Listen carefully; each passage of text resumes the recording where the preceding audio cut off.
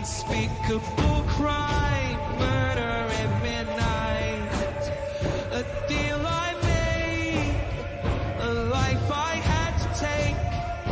Someone I loved once held so tight. The screams will follow me, cries of my ancestors said, go away. My operate, resting in brain, shape-shifting. I feel the animal hide inside me. Sisters crying. I feel the change. I feel the change coming. We are one but not the same. This form I desire, innocent blood I will devour. Ancestors gathering round the dwelling, the spirit inhabiting, evil enveloping, the dancing graves in the night, the spirit occupying and transforming, stolen heights, dark practices, my secret life, feathered outers, mysticism, intriguing, my operate, fasting in brain, shape-shifting. I feel the animal hide inside me. Sisters crying. I feel the change. I feel the change coming. We are one but not the same. Give me the ability to hide in plain sight, so no one can see me, not even in the light. I am the crawler, I'm a within, I'm nobody's friend. This initiation is all part of the dark creation. My desires performing incantations. I walk in disguise. If I catch you, it's your demise. Shamanism, my religion, summoning spirits, manifesting myself and changing my flesh. A nightmare to behold. I'ma make you part of the fold. The skin of a man, the soul of a predator. The change is complete. This thing I become, my flesh has succumbed. My operate, fasting in brain, shape-shifting. I feel the animal hide inside me. Sisters crying. I feel the change. I feel the change coming. We are one but not the same.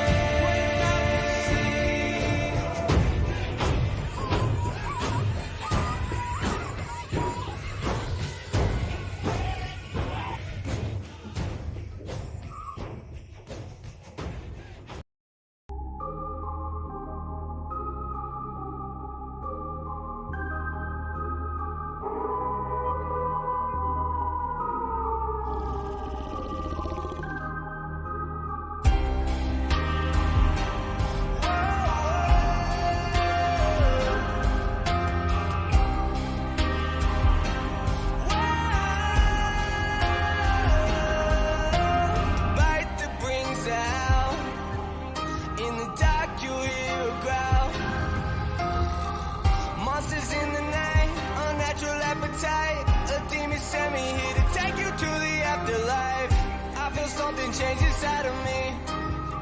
The inner human slowly dead in me. I feel it come alive. The darkness brings me light. There ain't no stopping it, and you will never hide from me. Pain of the change. What have I become? A creature of the night. Ruled by moonlight. The pain of the change. This body's no longer mine. Feel wild and free, but caged at the same time.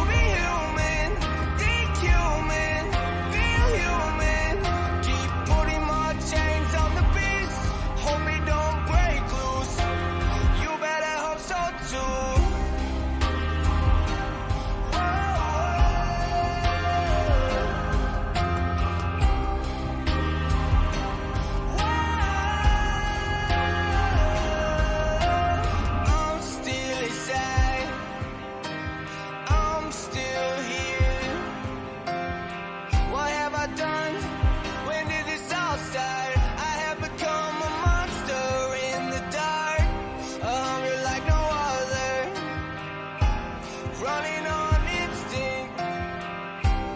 Was this creature always inside of me? The pain of the change. What have I become? A creature of the night, ruled by moonlight. The pain of the change. This body's no longer mine. Feel wild and free, but caged at the same time. It's hard to be human, think human, feel human. A hunger's arising inside of me. The beast is alive and breaking free. It's hard to be human, think human, feel human. Keep putting more chains on the beast. Hope it don't break loose. You better hope so too. Whoa, you better hope so too. Whoa, you better hope so too.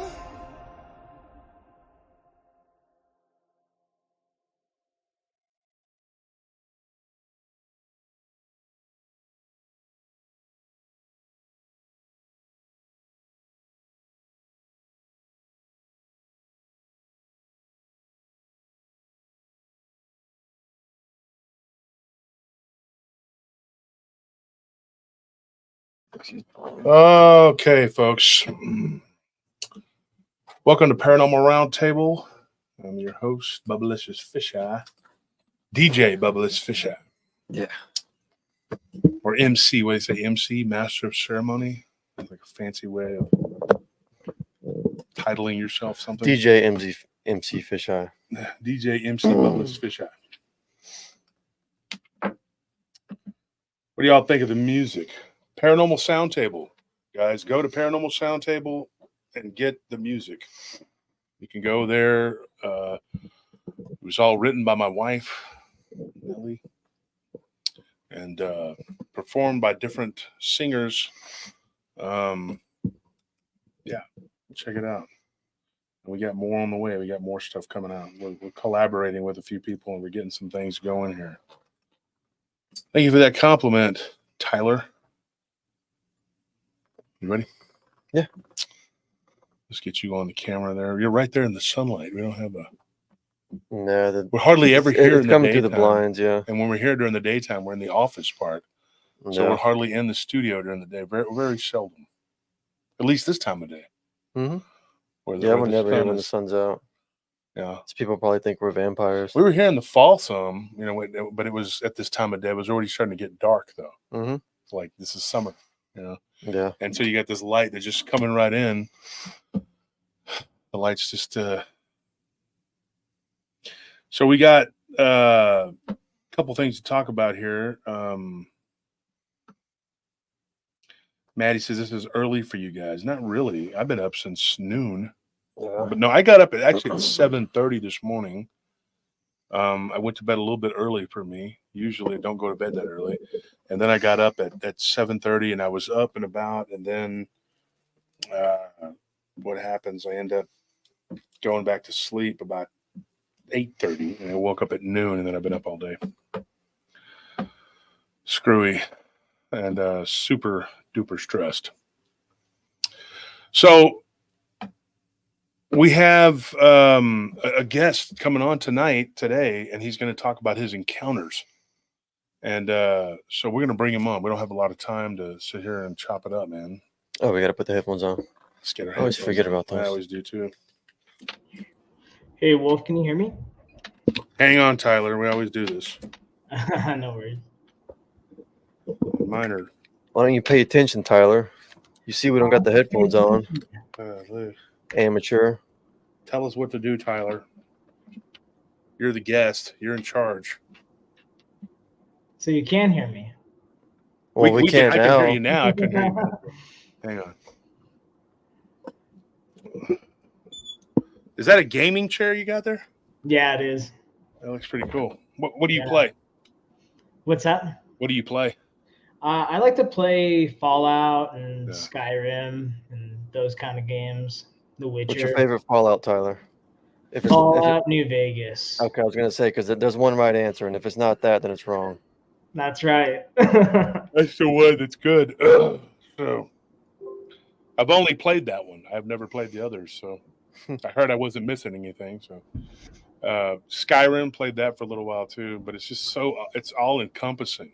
Yeah. You know, you have to have time, and I don't have time. And then I find myself wanting to go back and play. I played a game on the DS, the Fantasy Nintendo DS, Life? Fantasy Life, and that game was. I got Yeah. so into that game that every moment I had that was spare, I was playing that game. Yeah.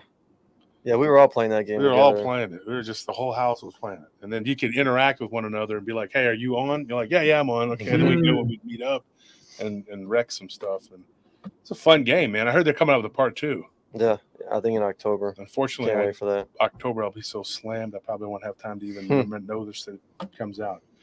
But that's life as an adult. Have you guys watched the Fallout TV show? Nah.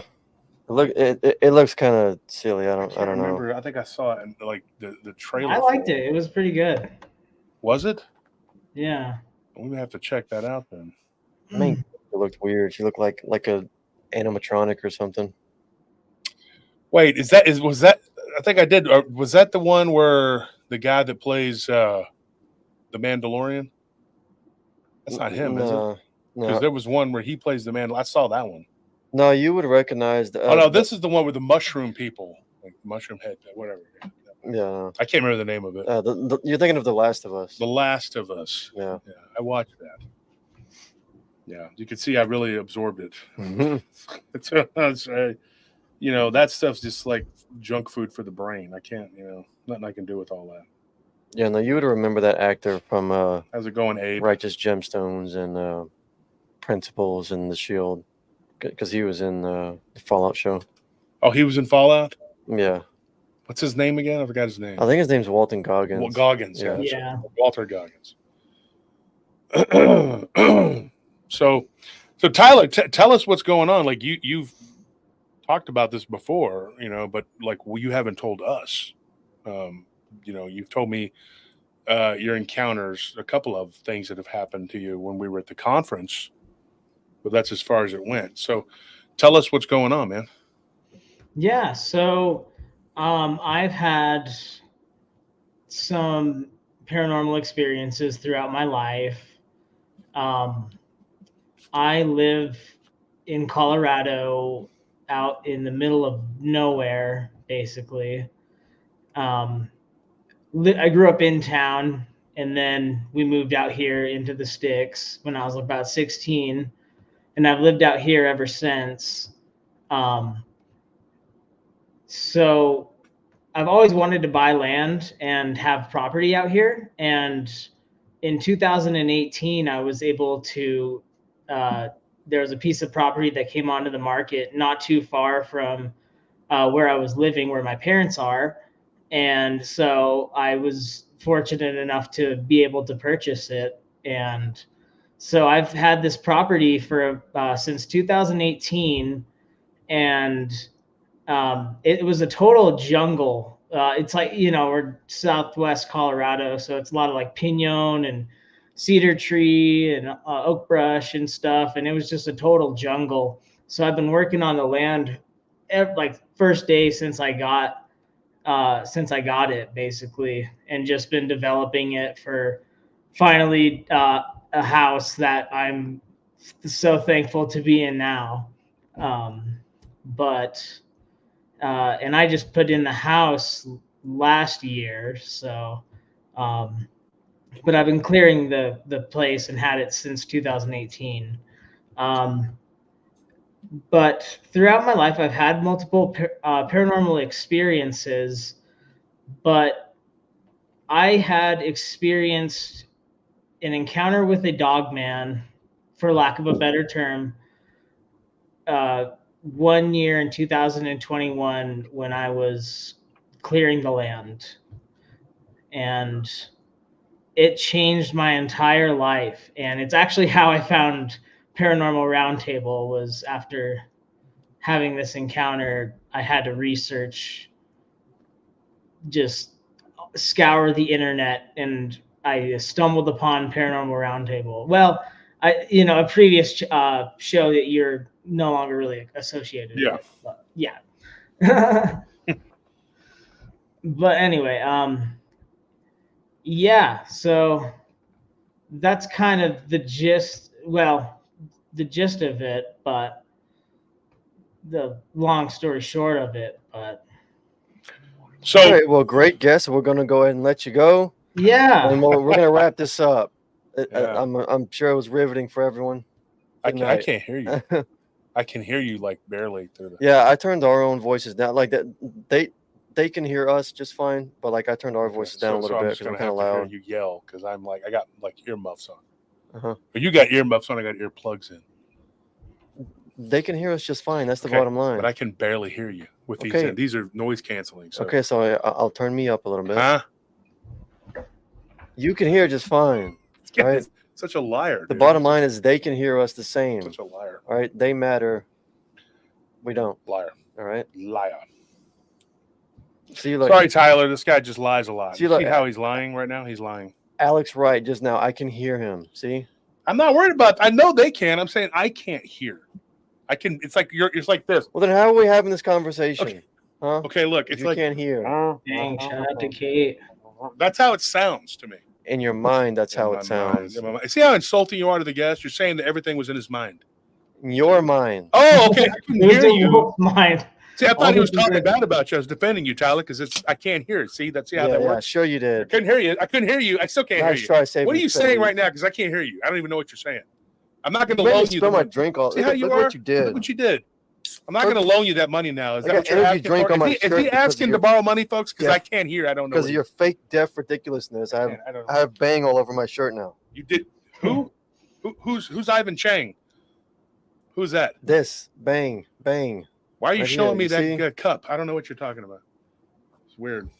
Anyway, I don't know what's going on, Tyler. I can't hear him, but go ahead. I can hear you. Let's talk. Let's pretend like he's not there. What else is new? Oh. Nothing's Yeah, new. Let's just keep going. See, I heard new. I know that word. I heard that. Yeah. So, Tyler, go ahead and tell us. So, when you moved into this place, you started having encounters with something, but prior to that, there was nothing like that, right? You had no interactions with a dog, man, creature type thing. No. So like my first like ever, I've had some things I was associated with that are paranormal when I was like a little kid, but the first thing that I ever experienced that I saw was I saw both of my grandparents in the flesh, and they're both passed away. And I was coming home from work one day. This was like 2015, I think. And I was coming home from work out here where we live. So, there's not too many neighbors and stuff. And as I'm pulling into the driveway, there's, a lot of woods before the driveway. In the trees, I saw two men like just standing there looking at me as I'm driving by. And they're totally, in the flesh men. And it freaked me out because like it's very unusual to see anybody out here, and then they're on our property, and so they're just kind of like sitting there, and they looked exactly how they look in the family photos that we have of them. And when I went to park my car, and as I got out, I went right over to where that spot was, and there was no tracks or nothing. And just, I could have sworn that I saw my grandparents. Because at first I thought they were just two random people like out there doing who knows what. But just at the whole time I was seeing it, it looked like my grandparents. Or my two grandpas, I'm sorry. Your grandparents were both there. Yeah. There was a skinny Hispanic guy like leaning on the tree, and then there's a big white heavyset guy was both my grandpas, and they were just in the same exact clothes that they were in the family photos that we have of them. So that was like my first real like experience that really opened me up to just actually seeing anything. And yeah, that was back in like 2015. I really didn't have too much happen. Too much happened since then. But prior to the Dogman experience, that was probably the next big event paranormal that I saw. I want to thank Kate Hunter for that donation. So Tyler, there is this weird thing that happens. Let me find it real quick so I can post it. Kate, anyway, thank you for that donation. It did not go unnoticed. I was just being hassled by my nephew, so that's why I didn't notice it. But you're the one who started all that. He's hassling me, Kate. That's doing what you do best, complaining about. Anyways, something. Tyler. So what we were talking about here, when you there's a weird thing that happens. Like if you were on that property, okay, the property you got where you saw the Dogman, that would not be unprecedented for someone to see family members of loved ones. Now, here's what I'm going to tell you about that. It didn't happen on the property that you saw the Dogman, though, right? No, but it's like within maybe 50 acres. It's in the same little area, but it's not like that property. Yeah. My family has a 100-acre farm, and so, yeah, I know that the size, when you look at this situation, like what you saw, I oftentimes I'll tell people like this is like I don't know, Anthony, what would you think? It's not like standard procedure, but it does happen where people will see a ghost. It's not uncommon. Yeah, it's not uncommon. Mm-hmm. They'll see the ghost of a loved one, and they'll think, because so many of these goobers that are doing these shows or whatever they're doing, they'll just sit there and go, huh? They're not taking into account the other aspects of the situation, because the haunting to me is very much a part of it. It's very important, because oftentimes people will see ghosts of loved ones while they're dealing with this whole phenomena, or they'll see, like you said, it'll be the prelude. They'll see a ghost of someone that they care about.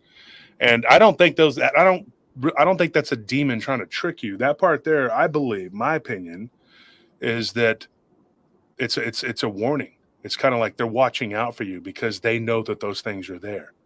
Spirits are very much a part of the Dogman phenomena, even the physical aspect of the Dogman, which exists. I do believe it does exist, but I don't know. I don't believe that they are all physical flesh and blood. But I believe there's some that are.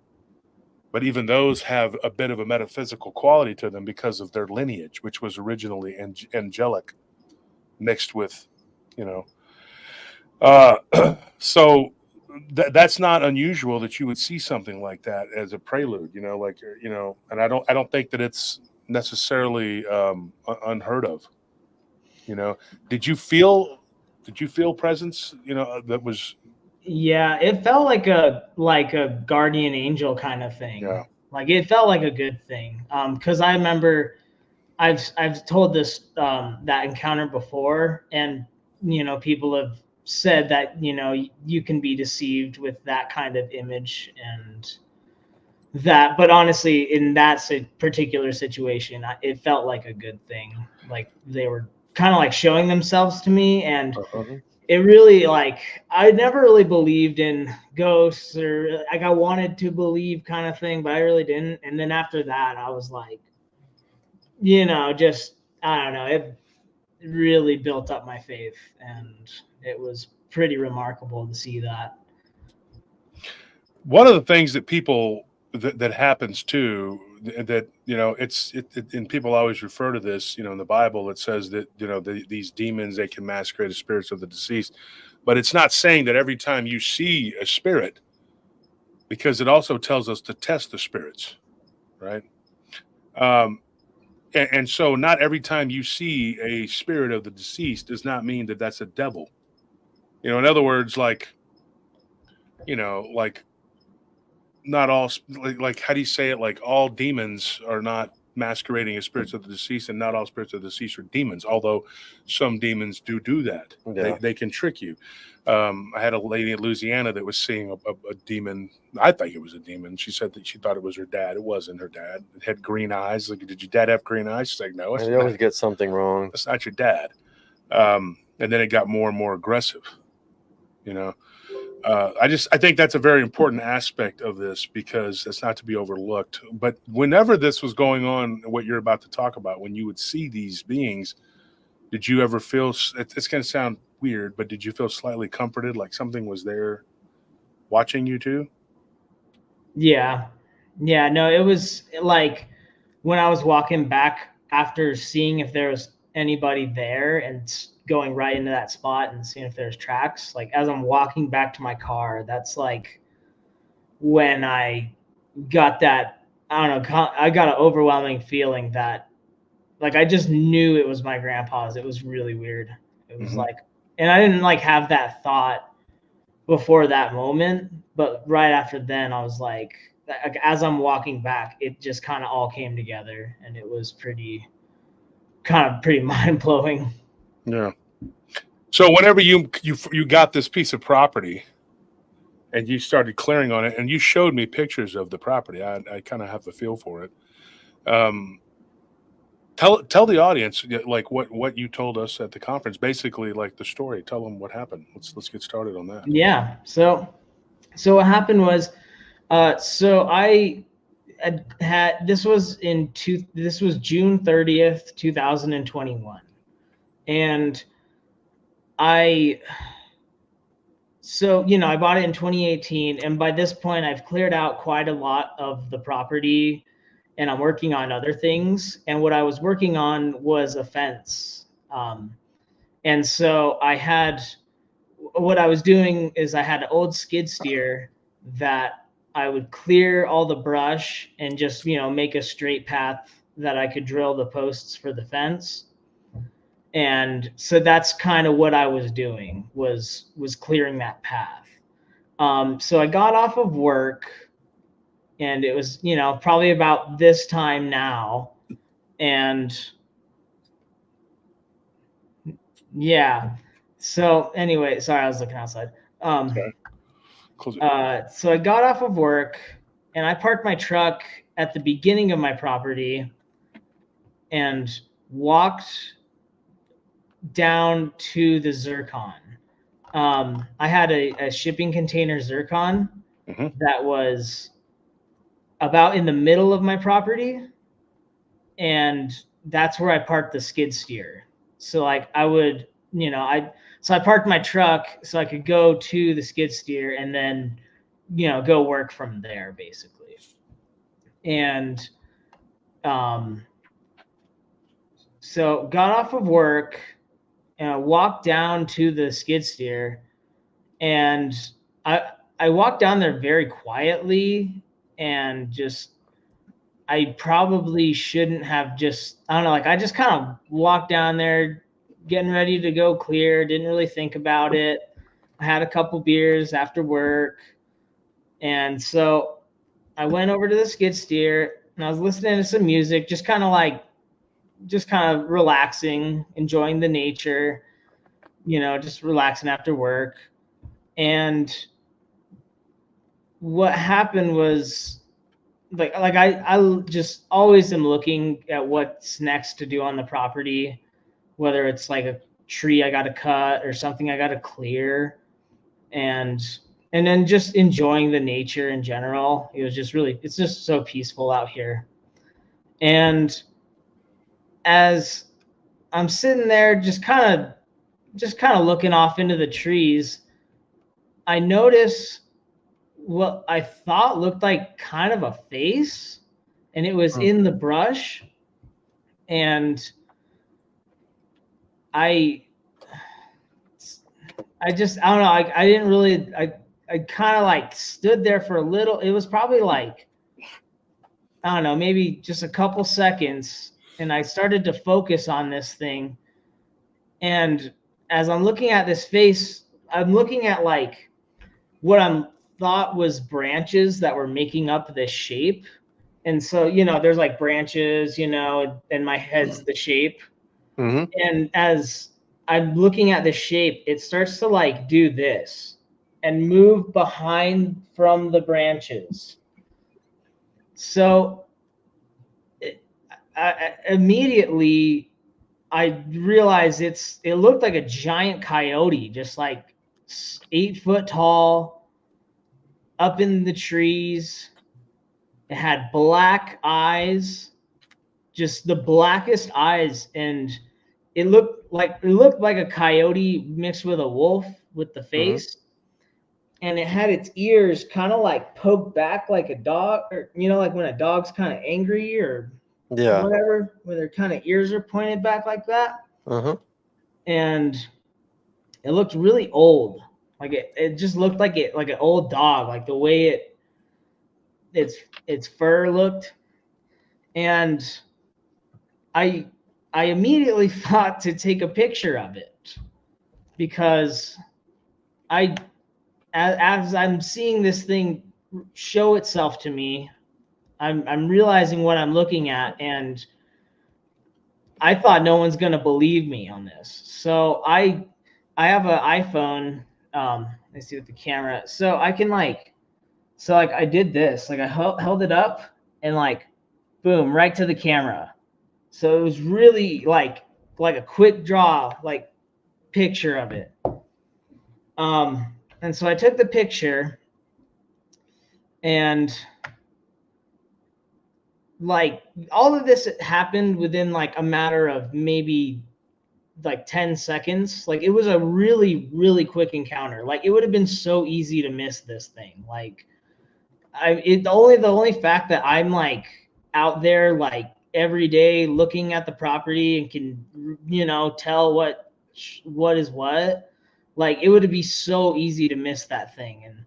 And I was, when I was down there at the skid steer, like I was down there for a little while before I got in and started working on the fence.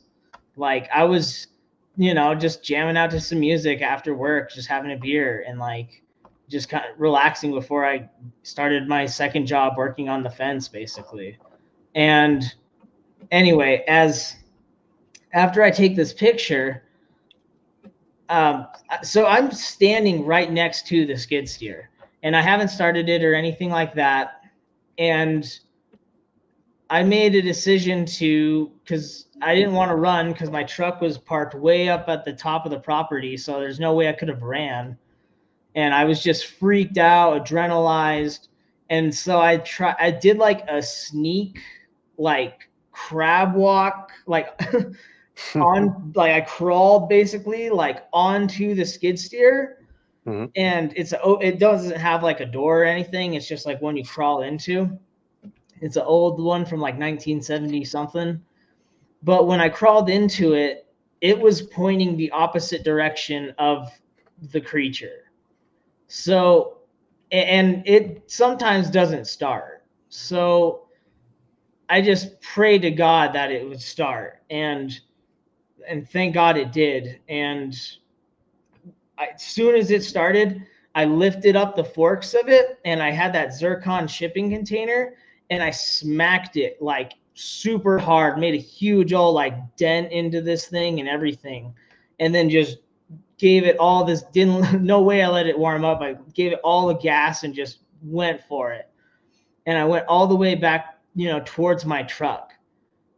And the really weird thing is when, like, right about as I got back to my truck by the front gate, I completely forgot about all of it. Like instantaneously. Really? It was like, it's a really weird phenomenon. I don't know really, because what happened after that is I like basically get to my truck. I like completely forget about it. I grabbed like a bottle of water and I drove my skid steer down to this like south end of my property where I was clearing the fence. And so, and I ended up working till like probably like, you know, about to where it got dark basically. And I was getting a bunch done clearing about a bunch of brush and just kicking ass. And so I didn't really want to stop. And so I parked my skid steer, and it was about dark at this point. And I parked my skid steer down on the south end, and I walked up the trail back to my truck. And like halfway up on that trail, I remembered it. And that's like the really weird thing. And so right then is like, so I'm like in the middle of the property. I'm closer to my truck. I parked my skid steer in like a really like on top of some brush and like a spot I just couldn't really leave it parked in overnight. So I was closer to my truck. I got what I needed out of my truck. I went back to the skid steer, parked it. Then I had to walk all the way back up that trail again. And then went home, like freaked out, thinking that thing's out there the whole time. But when you were working it didn't cross your mind, like not once. No, not once. It was really strange. And granted, I'd had a couple beers after that point, but well, that solves it, folks. He's an alcoholic. Yeah, he was drunk, hallucinated right? the whole thing. And if he's drinking beer, he's probably smoking weed. And if he's smoking weed, he's probably doing heroin. So that's pretty much it. He's going to die in a minute. Probably a criminal. OD. He's probably about to OD on camera. Are you feeling okay? You feeling okay? He looks like he's robbed a bank or two. I mean, you look rough. I mean, he's wearing a shirt without sleeves. He's probably got tattoos somewhere. Yeah. Sometimes, you know, all it starts with is an earring. Yeah. Next thing you know, you're robbing, looting. There's all kinds of mayhem that takes place. Oh, look, see, on his arm, he's got a tattoo. He's going. Oh, he got started it with me. When I was a teenager, I got my left ear pierced, and then it was all downhill from there. Yeah. Next thing you know, it was knocking over, you know, grocery stores, whatever. Is there a chance? I sent you that picture. Is there a chance you could pull it up on the stream? If not, I could maybe show it through my camera on my phone. What did you send? Did you send it through Messenger or what? Like, how did you send it? I sent it through Messenger to Wolf. Okay, here. Let me get behind the computer screen and see if I can pull it up. Heck yeah! Thank you. See if I can find it. We don't usually do that. We don't usually, because I don't want anybody attacking you and being like, this guy's lying. That's a fake. That's AI. Right. Yeah, and I'm not going to sit here and claim like it's the Patterson Gimlin film, but, you know, it is what it is. Like, it's this picture. You got it? Yeah, it's got it.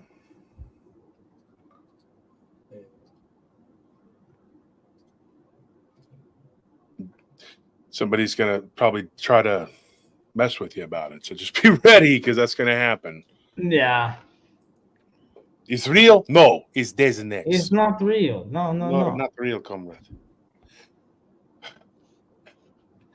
No, it's very much real though. It was honestly the most terrifying thing I've ever experienced. They tend to be, yeah. I was in the water with a shark. What now?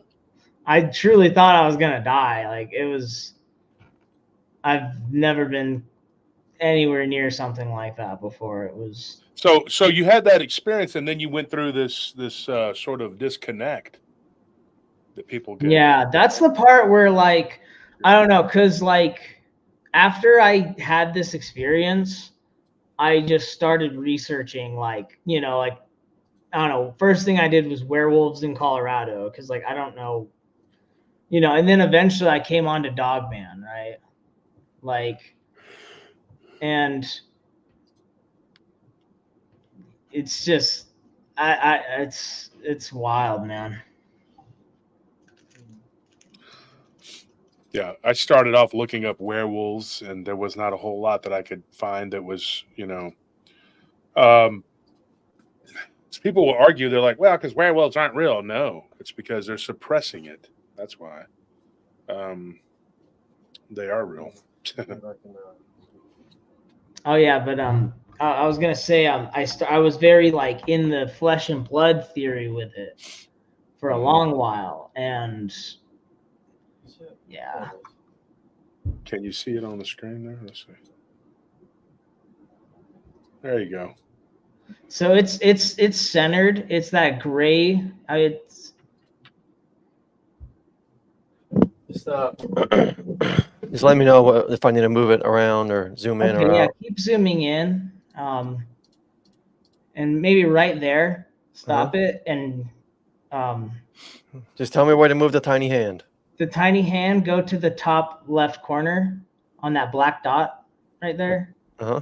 Just the next dot over, right above that, right directly above that, right there. That is its nose. Okay. That is the snout of the animal. Oh, okay. And so then the eyes. Yeah, and you can kind of see its ears, like how they're perked back right there. It's kind of it's a funky picture because I mean, a scared, steady hand can only take such a good picture. There we go. Okay. Nose, eye, slick back ears. You can see the ears. Yep. Yeah, and see exactly now it. what I'm gonna tell you right now, Tyler, and I'm gonna tell the audience this because people like to talk shit. Okay. I've seen lots and lots and lots of photos, and they hide in brush, and people say, "Oh, that's the leaves, that's the whatever." And I'm telling you right now, I've looked at lots of them. I saw one not too long ago that was from California, outside of Sacramento, and that one was very compelling. It was. I need to go over it with Shane Michael Crisp because he's the guy from the NADP there, but it was a compelling photo. And then there was another one that we saw from South Dakota. And what was the other one? Was it the Columbia River? Yeah, that was and so the photos are like when you zoom in, you see it. Dude, that thing is high off of the ground. The face is right here. Like I would imagine. I think in that spot. I think it's around 8 to 9 feet.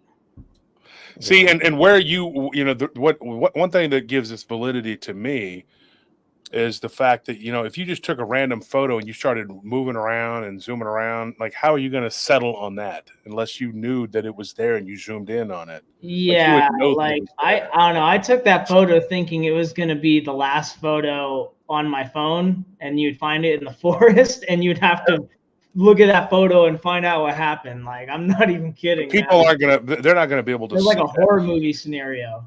When you were at the conference, you saw Bettina's pictures, right? When she was doing her presentation. Mm-hmm. Abe and Bettina's pictures are very compelling, but I would estimate at this point, Anthony, we've probably got 300 photos that we think are probably legit. Yeah. And probably 200 or 300 that we can't say are anything. I mean, I don't know. People will circle stuff, and I'll be like, okay, that's a tree branch, dude. That is not a crawler. What is, you know what I mean? Mm-hmm. Like, sometimes you have to just say, like, look, I don't agree with you. And people get mad. There's a guy now that's going in every group just trashing me because I said what I said.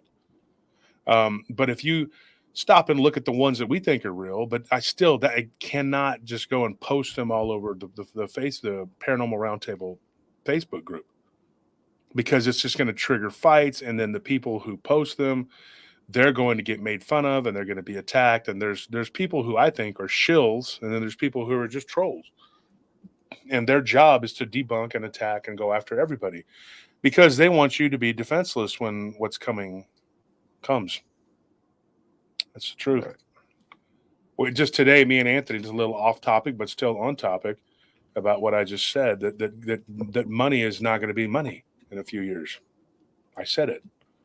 So put it in something that's going to be worth something, because just for example, say you bought a graded baseball card or a graded comic book. This sounds goofy, and I say a lot of goofy shit, but most of what I say that sounds goofy turns out to be correct. So I'm just going to say that. That comic book will, when the dollar tanks into 25% of what it's worth now, that thing's still going to be worth, let's say it's worth $100. It's going to be worth $400, but the money is not going to be worth $400. You see what I'm saying? Mm-hmm. If you bought 10 vehicles, or 2 houses and a bunch of property, buy something tangible, gold, silver, guns, whatever it is that you're investing in that's worth something, that's going to hold its value. So your property is going to go from being worth 100,000, it'll go to being worth 400,000. Can I make a call for work real quick? Okay, yeah, we got work going on. But that's what I'm telling people, to invest in something, because if you just stack your money, the worst thing you could do right now is just stack your money and just save it. Because if you do that, you're making money in vain. You're basically making money to pay taxes. And I tell people this, and they think I'm out of my freaking head. And I said, go ahead, do what you want to do. Keep doing it. I warned a bunch of my friends. One of them I ate dinner with the other day. And I told her, I was like, you needed to invest in NVIDIA. Well, she didn't listen. She went and she listened to an investor that she paid to screw her money up. I gave her advice for free. And now I'm telling people invest in Coinbase and invest in Robinhood, not going to Robinhood and using. You can use it. It's a very viable platform, but invest in Robinhood itself. And if you want a slow moving investment that'll always hold its weight, it's Coca-Cola. But I'm telling people to do this, do that. And they act like I'm from, Mars, and I'm like, and they just look at you like, okay, don't do it then. Do whatever you want with your money. But if it sits in a savings account at, like, say, any of one of these major banks, it's not doing anything. It's not going to do anything unless you can find a high interest yield account that you can put. That's where you'll make some money, or roll it into a CD at like 4.8 or 5% interest, then it's worth something. But that's a problem that people, so what it has to do with what we're talking about is like, there's things coming down that are going to happen. And these creatures that people are seeing, it's all part of it. It's all part of it. Starvation is linked to the economic collapse. We're accepting more and more of this reality. Imagine, like, if you're a dog, and you're chained up. I'm going to find this meme. There was a meme, but this is something I've thought about years ago. And every day somebody takes another link out of that chain till eventually you don't have you have no freedom at all. Mm-hmm. Yeah. You're going to do it willingly because you don't even know that every day, inch by inch, they're taking away your freedom. And that's what's happening. And they're dumbing people down to the point of just absolute stupidity. And so we're too busy bickering and fighting over what constitutes a damn dog man to not even realize the threat. Dogs, I read a story a guy sent me about his grandfather, and he escaped from jail when he's a black man in Louisiana back in the 1950s, and he escaped from jail from I forgot the name of the jail. Is very popular jail, Angola. Very famous. And so he got hounded by dogs, and they tore his grandfather apart. And he lived for a little while, and then he died. But that's a very it was a very poignant story. But when you think about it, what do you use to herd people, to get people to fall in line? What's a good animal? When they act up in Russian prisons, you know what they do? They don't have riots there. They just release Caucasian shepherds, and then they go in and take the bodies out after they're done. 23 inmates, I read a story that they just let them loose, and then the whole cell block was chewed up by these 4 dogs. That's what they do. So if you have something like that, but you give it a human level intelligence, and it has that ability, and it's got that angelicness of it, not the good one, the archon, the fallen angel, of course you have something that's going to keep people in line. And so when we're hungry and starving, and we put all our faith in our money, and we put all our faith in everything but God and Christ, well, that's a very grim future, isn't it? And so these beings that people are seeing, this is the opening salvo to something that's coming. And I really do believe they're going to use these things. They're going to use them on us. There's going to be something to it. You got the animals already revolting. I mean, you got every day you're hearing about some animal attacking somebody, or like the orcas knocking people's ships. That's been happening for a long time. People don't realize that. They thought it was an accident. Those are sketchy, man. It's weird. There was a guy that was on a show who was set adrift for like 92 days or something like that. And the way he ended up out there in the middle of nowhere was because an orca hit his boat. And they're like, oh, an orca accidentally hit his boat. They didn't accidentally hit his boat, because they know that one of the things they don't like is that when boats scare away their prey. Are they they're like in the dolphin Porpoises, family, aren't yeah. they? Yeah, right. Yes, they're man. Super intelligent. They're basically the apex predator on the planet. Mm-hmm. Yeah, Nothing. I don't know. Like I've seen videos where people like are offshore in, you know, not in a controlled environment. They ain't at SeaWorld and they're swimming with those things, man. And I'm like, dude, that is like Kill people at SeaWorld. a black and white shark. Like, yeah, and they do it at SeaWorld too. Yeah. Telecom. Read about Telecom. So what else happened to you? Tell us.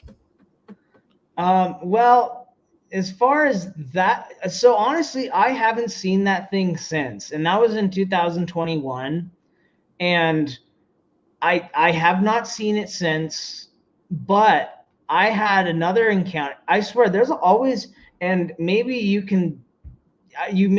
have had, you know, in your database, like encounters when there's fencing put up. Like, I don't know if it's something with boundaries being put up or like, because I had another encounter when we were working on the fence, and it was a different thing.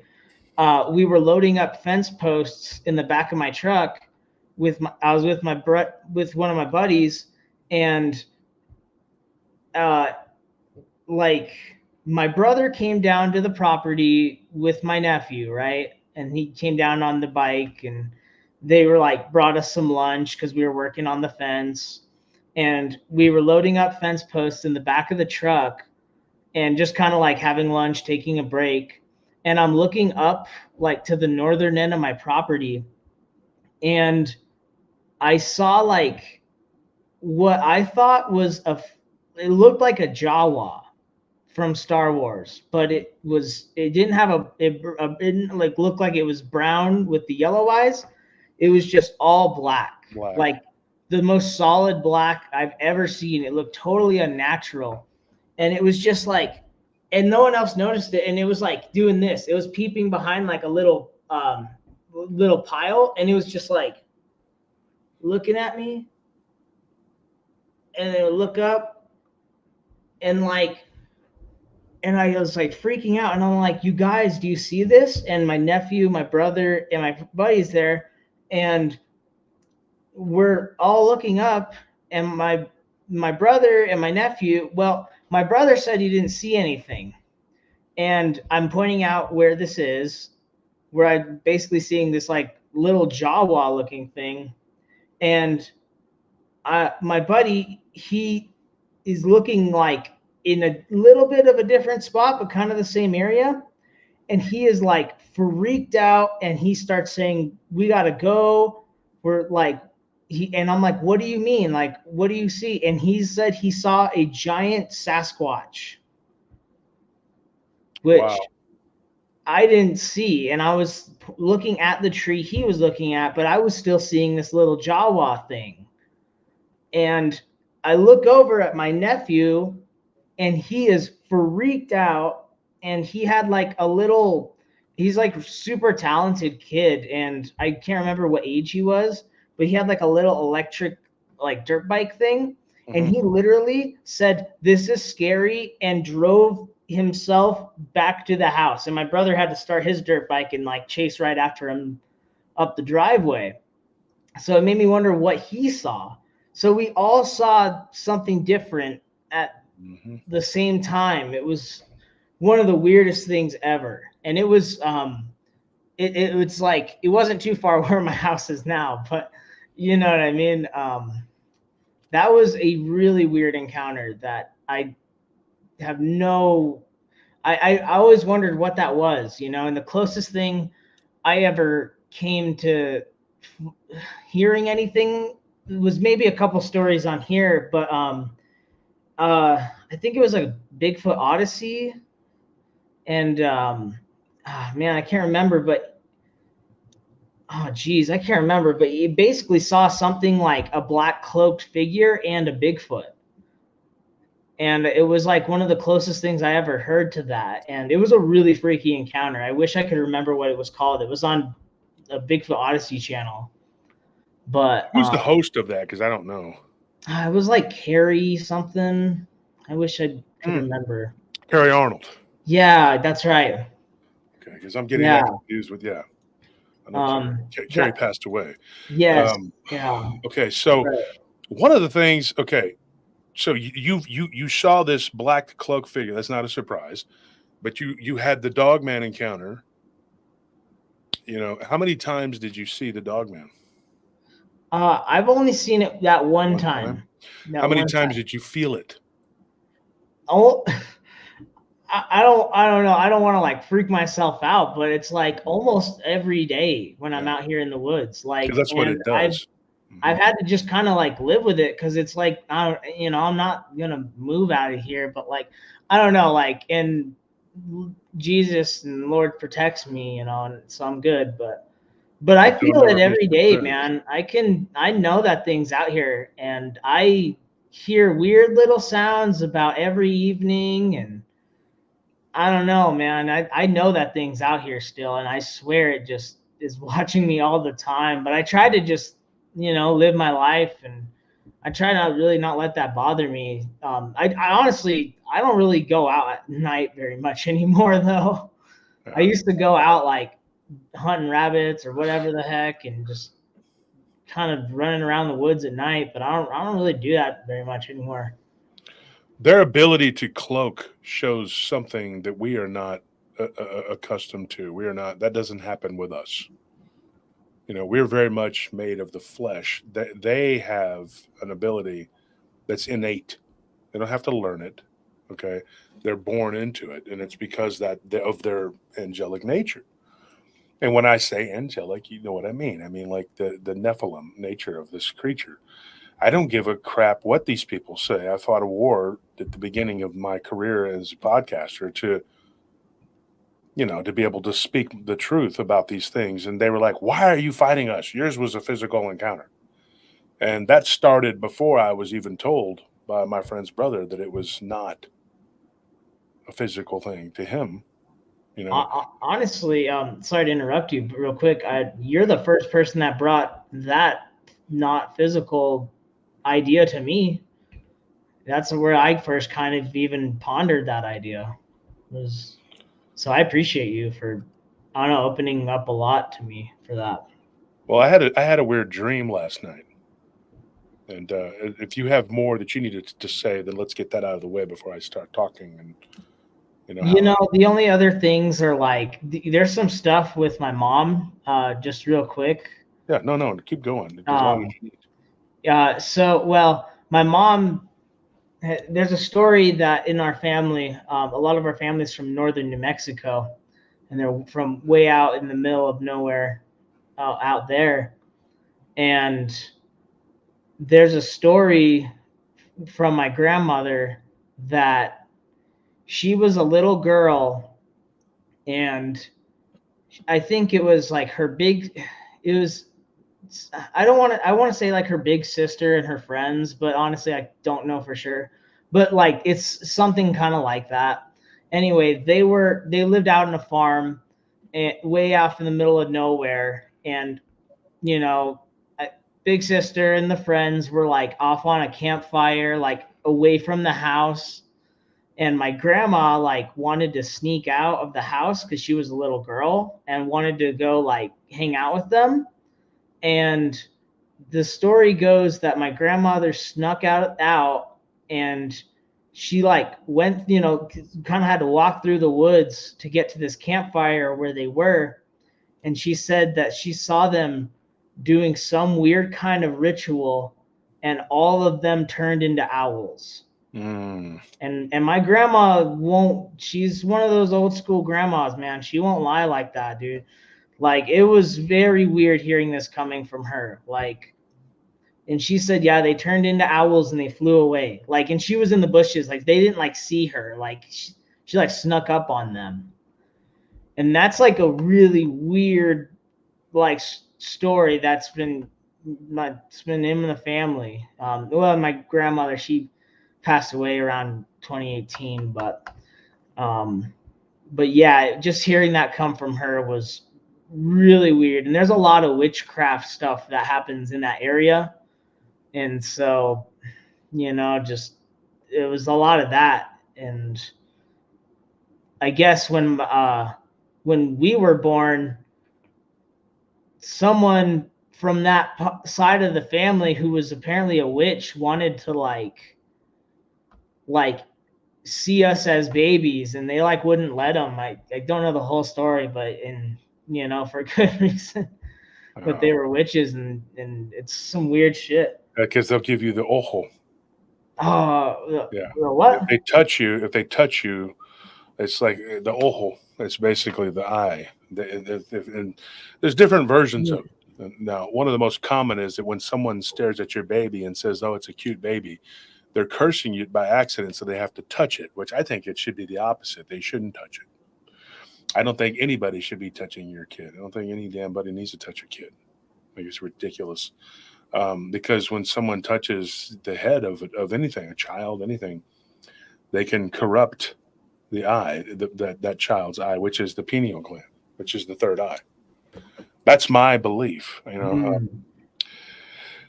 when you stop and you listen to the stories now, like people will go onto a show or they'll talk to someone that's writing a book, not to take away from other people, but they don't.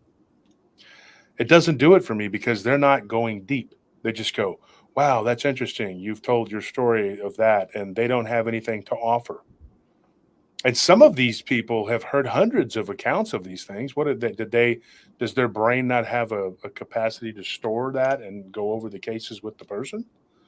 It blows my mind because there's a lot we can unwrap right here, and we're going to right now. First and foremost, I want to say this. I had a dream last night that I'm not going to get into a big, long thing about it. But, you know, there was something there that was trying to open up my spiritual essence because it was, you know, I'm being tampered with, you know, hardcore. I've been attacked spiritually. And so this being, whatever it was, I think, was very good angelic. I get the feeling that it was trying to help me. You know, I didn't feel any negativity from it at all. Because there is stuff that has been around messing. It doesn't really, I don't think it's really able to hurt me, but it tries to go after people around me. And I think it's set up on us by people who are practicing this. And like I said before, some of these people hate me. They have a reason that's flimsy, but nonetheless, but a lot of them don't. They're what I call them the Smiths. They're from the Matrix. You know, they're agents of the Kali Yuga. They're here to sow destruction. And I thought, I went to sleep thinking that I had screwed up. And what I thought I had screwed up was like, did I go too far? I know I've crossed over the point of no return. Like there's no going back now. What's done is done. The die is cast. We are where we're at. And I went to sleep thinking, should I have not done this?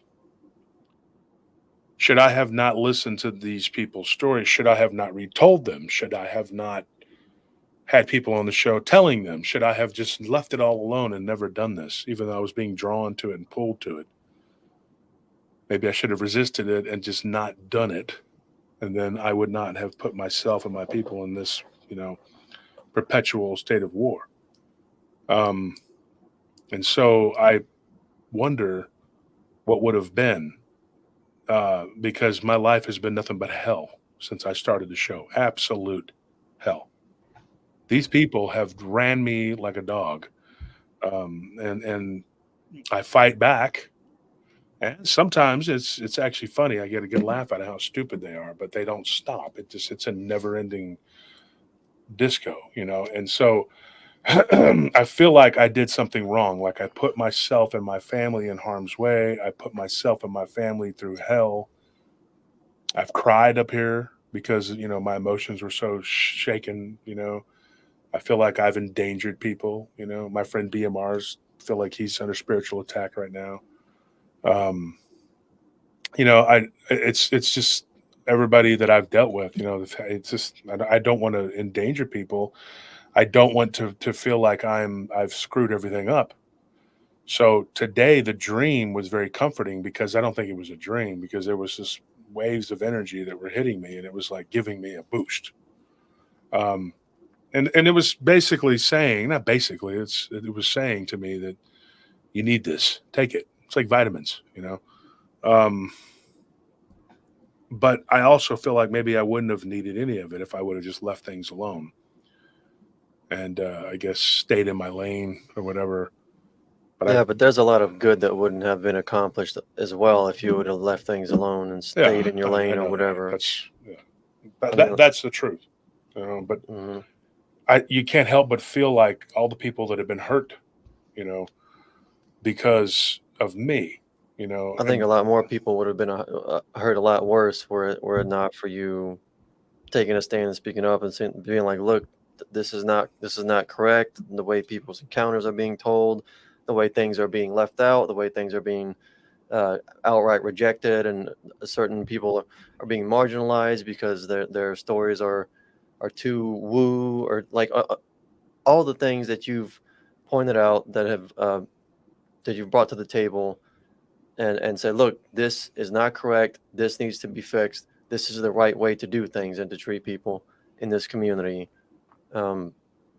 Someone had to step up and do that, and that someone just happened to be you. And I don't know. I mean, it's costly, you know. Helping is costly, but yeah. but yeah, you have to think about all the people who would have been hurt, but were not because you stepped up, you took a stand. You know, I was on the phone with Barton and Josh Nonokio one night. Me and Nelly were working one of our big accounts. We were understaffed, you know, and so we were all on the phone for hours. We were talking shop, talking about all these things. And you know, Josh said, he said, when you declare your side, you raise that flag, you're a target immediately. And you know, you better not be scared, because once it started, Barton said this. Barton's like, you better not be scared, because they're going to hit you in the mouth. Mm-hmm. And they're going to backstab you. The backstabbers are going to come out. They're going to hit you in the mouth. They're going to do what they're going to do. And you just have to be strong, you know. But it's so exhausting. And all of these people that I'm friends with, you know, have just been so exhausted by it. And there's always someone there to stab at them, to shoot arrows at them, to try to, you know, cut their Achilles, you know. And I have been a huge target, you know. And people are offended, and it's almost like it's got to be supernatural, because there's no reason really for some of these people to come after me and be offended. I don't. There's nothing.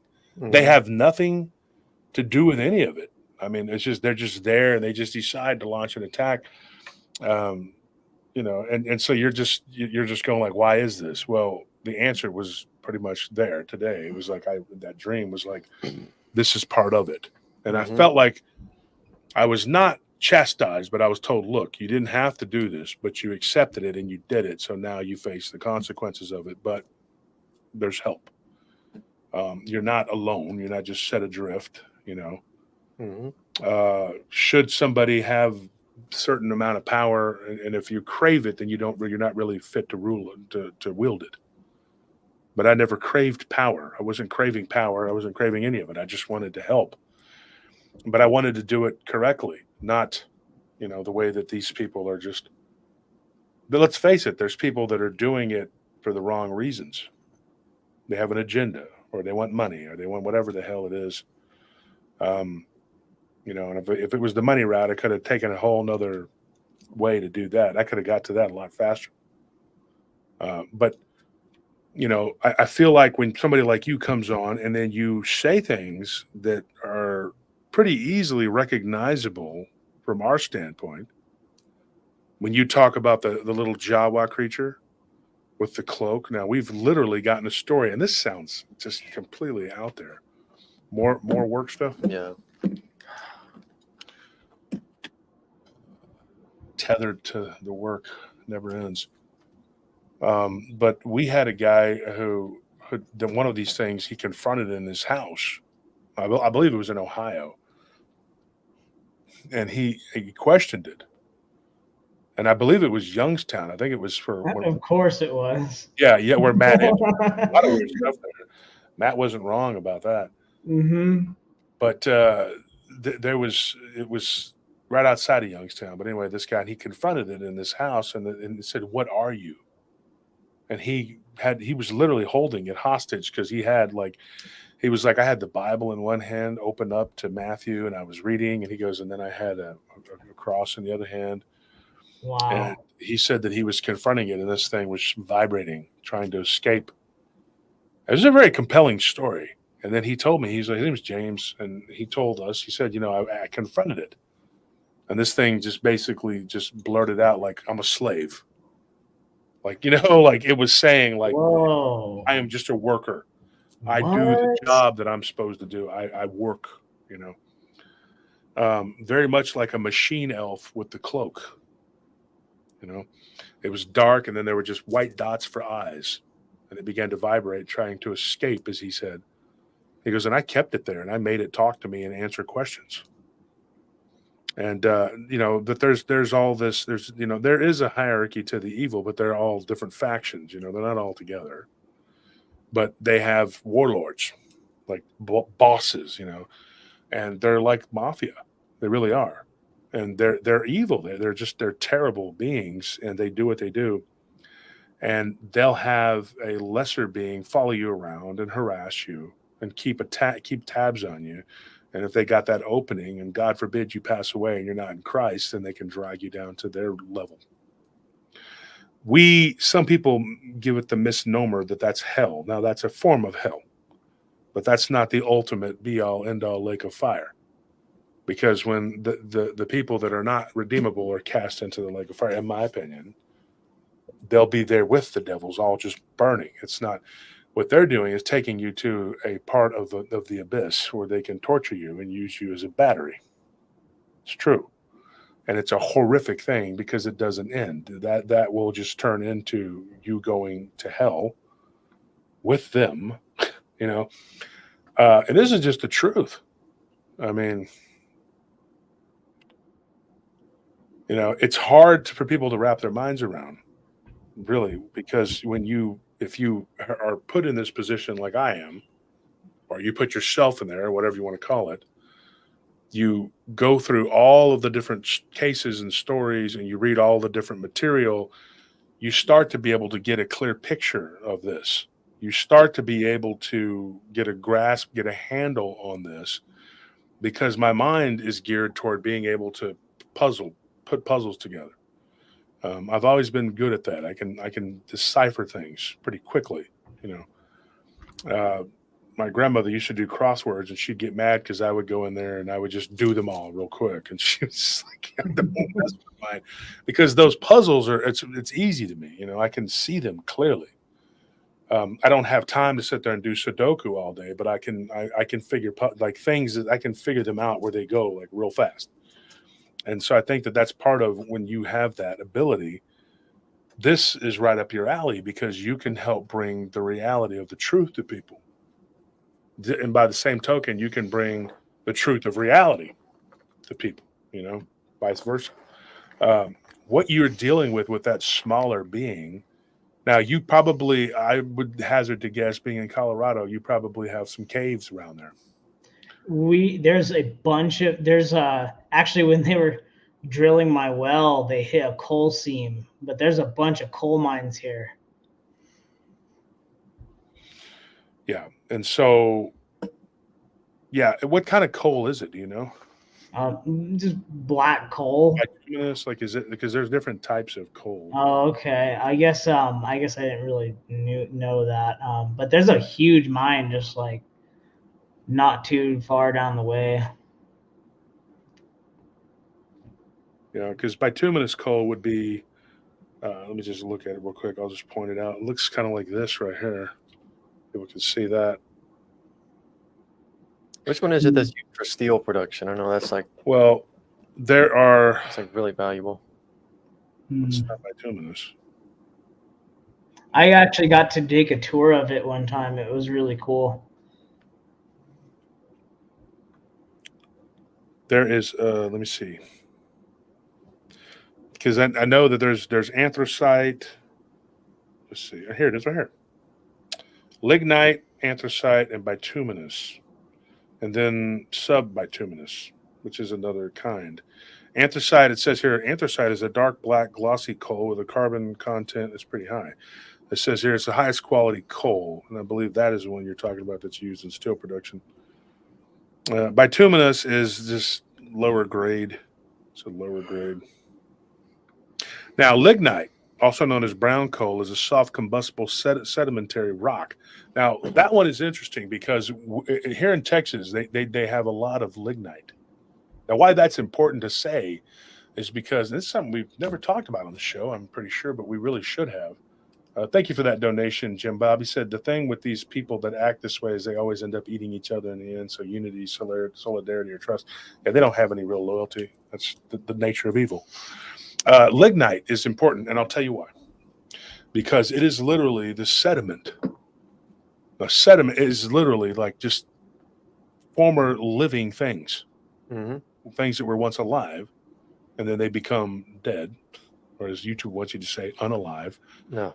They are unalive, and then that becomes petrified, whatever. But a lot of them are microorganisms, and then they become coal. And so you dig it out of the earth, and it's right there oftentimes around oil and around natural gas and other things. They're all, fossil fuel. And lignite is that being the once living beings, of something, it's that soft earth, I do believe that has an energy to it in a way that a lot of other, now I have a theory too, though, that maybe some of this could be more ancient, like the older, more solidified things, because, diamonds were once coal. Yeah. Right. And so it just, the older it gets, the harder it gets, and the more it becomes, But if you go back, Texas was once part of a shallow inland sea, and so is Colorado. So the whole middle of the country was split, right? That's a big thing because all of that was energy from animals at one time that they live and die. And these people that don't believe that animals have souls, they're out of their damn minds. They don't understand how things work. Here somebody says, P. Jean, she says, metallurgical coal, also known as coking coal, is used to produce coke, the primary source of carbon used in steel making. Metallurgical coal differs from thermal coal, which is used for energy and heat. Yeah. So anthracite, it says dark black glossy coal, high carbon content. It burns cleanly with little soot and delivers high energy per its weight, making it ideal for home heating and hand-fired stoves or automatic stoker furnaces. However, its high value makes it too expensive for power plant use, and reserves are now largely exhausted. So that, I believe, is older. That's what I believe. And I think that nobody really looks into what it is or why it is. But I think that these things are sitting on top of ancient life because all of it all came from the same place at one point in time. Life began on this earth, and some people think this is absolutely batshit crazy, but I'm going to say it. There were actual organisms that spawned life here. And then life went on and on and on, and then what many people believe to be God created the life as we know it here now. But that wasn't that long ago, thousands of years, whereas opposed to millions of years. And whether you believe that is the one true most high, that's up for debate. People say, no, the Bible says. Well, the same people that say that, they say that they don't like the Catholics, but that's the Bible that the Catholics gave you. And then you say, well, I don't believe in the Catholics. Well, that's their Bible, at least part of it, because actually they have a more complete Bible than they do. And people, they believe what they want to believe, but you eventually start to unravel the mysteries and it starts to not become as mysterious. Now you have coal around there, and it would be interesting to find out what kind, right? Yeah, it can maybe. Well, yeah, I can find out. I don't know if I'm worried I'm gonna exit out of my tab here. No, that's fine. find out. We can find out eventually. We can talk about it on the show.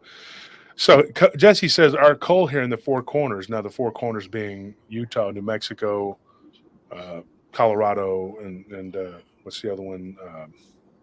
Utah, New Mexico, Arizona. Is it Arizona? Is that correct? Yeah, I think so. Yeah, that's the Four Corners. So and it says here trapped in natural gas pockets, right? Because, like I said, it's all fossil fuel, and a lot of times it's all around each other because it's the sediment of ancient life, which makes you wonder. I've had people say that they believe that oil is the blood of the earth, but it's also from ancient life. You know what I mean? Mm-hmm. But if you look at our blood, it is cells. There are cells that are living, and they live independently. Now, outside of the body, they don't last long, but they are their own independent little creatures. What you are as a person is a gigantic city. That's a bunch of cells cooperating to be a functioning unit. And everything mimics everything else. If you look at the neural pathways of the brain, it looks like the universe. Mm-hmm. It's not a coincidence. Same thing with the cardiovascular system. Look at a tree. Mm-hmm. Right? Yeah, we're all connected. We're all interconnected. But what these beings do, and this is the most important thing, okay, is that they break off and they say, I'm a rebel. I'm not part of that. I'm not part of you. I'm not part of the divine creation. I create on my own. I do what I do. It's I'm going to be about me. And it's akin to trying to make the clock go backwards. When you have physiological, or how would you say it? Like there are rules, physics, the laws of physics don't apply to them, even though they're in this realm. And then they want to stand in a river and make it flow backwards. Well, with enough energy, you can literally do anything. Mm-hmm. Everything is vibration. I could manifest a Dogman in this room if I had enough energy. You could create life. And the Gnostics believe that the Archons created life. Now, who were the Archons? Now, some would say they're the Anunnaki or whatever the hell. And some people take that and run with it and make a big stinking deal out of it. But who knows? But if the Archons could create life, that's simple. It's that easy. By stealing, the essence of God, which is that little spark that makes you who you are. They want to believe, people want to believe that this shell that we're living in is so super important. I mean, that you're just so important. But with the flick of a wrist, you could die. Literally. Mm-hmm. It's so fragile. But then you're shocked at how much abuse a human body can take. Look at the UFC. Yeah. Look at the NFL. But just one wrong move and you're dead. It could happen. Look, Joe Breezy, he was walking into his house the night before last. And he got struck by a snake. Mm-hmm. And he texted me and I said, dude, go to the hospital. I was like, by the time I get out there, and then we get to the hospital, it'll be an hour, 40 minutes or whatever, you'll be dead. But here's the thing. These beings, though, they don't play by the same rules, and they're basically a renegade being that bounces between the densities. They cannot go too far into the fifth density, and they can't go beyond that. We can. Through transcendence, you can go all the way up to the highest level, to be with the source, which is God, the true God, the Father of Christ.